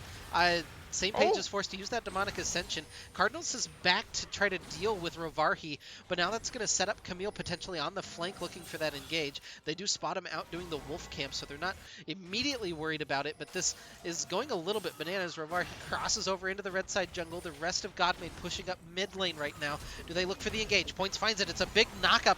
They find the charm onto Somlos, but there's just no damage as Karasuda is forced back. The snare lands. They'll take down Swain. It's a shutdown for Hulk, but they don't have any waves. They have but no RTM waves. Should be able to just do the Elder. There's 2 members down for the side of Godmade. They won't be able to contest this, so RTM should be able to just secure this Elder buff for free. Yeah, they'll work their way down onto the Elder buff. There's no one from Godmade within any reasonable distance, so that'll just go to ROTM, and now they just need to push in and find a fight. They push into that inhibitor. I don't know why they don't just group up as 5 in that top lane. Just force it in right now. But maybe this Syndra is so massive. Syndra has full completed items, but there's no MR on the side of ROTM, so even with this Elder, if they end up eating the wrong... Oh! Oh my So god. much Syndra damage! Yeah, Hulk luckily has the stopwatch to keep himself alive. The inhibitor falls. What can ROTM do? It looks like maybe swing toward Oh, that they're second kind of inhibitor. They need to get split. out of that base, though. The Syndra range is just enough to keep them at bay. And in comes Godmade is ROTM swinging entirely toward the up. second inhibitor. Godmade all alive. Cardinals takes a little chunk. They'll grab the second inhibitor. Oh, the flash forward from Dallas. That's that's so much damage onto Winged. It's hard to say little chunk when Syndra basically one-shots anyone, and Oh, Hulk... Hulk is Oh! caught. Hulk is into the repel. Can he get out? He Oh! can't. He's taken down by same page. It's 5v4 on the map now for Godmade, but 2 inhibitors down for ROTM. They have to be careful about how they manage these waves, and it looks like Godmade is just going to stall the game out even longer. I think most importantly for Godmade, against the Elder buff empowered push from ROTM, they don't lose the game. That's sort of the big thing that they're looking for there. Elder buff is so strong that even if you lose 2 inhibitors, just not losing the game is the most important thing. As ROTM, again, 0 magic resist. This Syndra in the Swain fucking hurt. If you walk the wrong way, you will get one shot. It makes these fights so much harder to navigate for ROTM. But they were able to pick up those 2 inhibitors. They have the extra pressure. Baron spawning in 2 minutes, so we'll see how much they're able to do before that Baron actually spawns. And Points was looking for the collapse on a Camille. We saw it. Gosh, I suppose that was 10 minutes ago, but looking for a replay of that. But Ravarhi's able to back up in time and not give over another pick to ROTM. Yeah, we're at 48 minutes almost right now. Full builds on Syndra, Hecarim, Camille, Wukong, Elise, almost Ahri. Ahri's a completion shy. Vayne has a full build. The supports might as well have full builds because they don't get any gold. And the big stun lands onto Cardinals. That's just so much damage. Do they actually still have Elder? Is that still ticking? The particles are I definitely think there. it's gone now. Okay. I think it's just now gone. It lasts 3 minutes, right? Yeah. Yeah, so All no right, more Elder. 118 on the Baron spawn. RTM set up on this bottom side of the rift, looking for this last inhibitor tower, but there's no counter punch. There's no one else pushing. This is the one wave that they have to clear, and they have more than enough wave clear with the Syndra. Yeah, so that Baron spawning in a minute is going to be the next major objective, I imagine. And then no one will be able to blow the game too far open before then. But RTM isn't rotating for it. They still want to try and pressure this bot lane turret.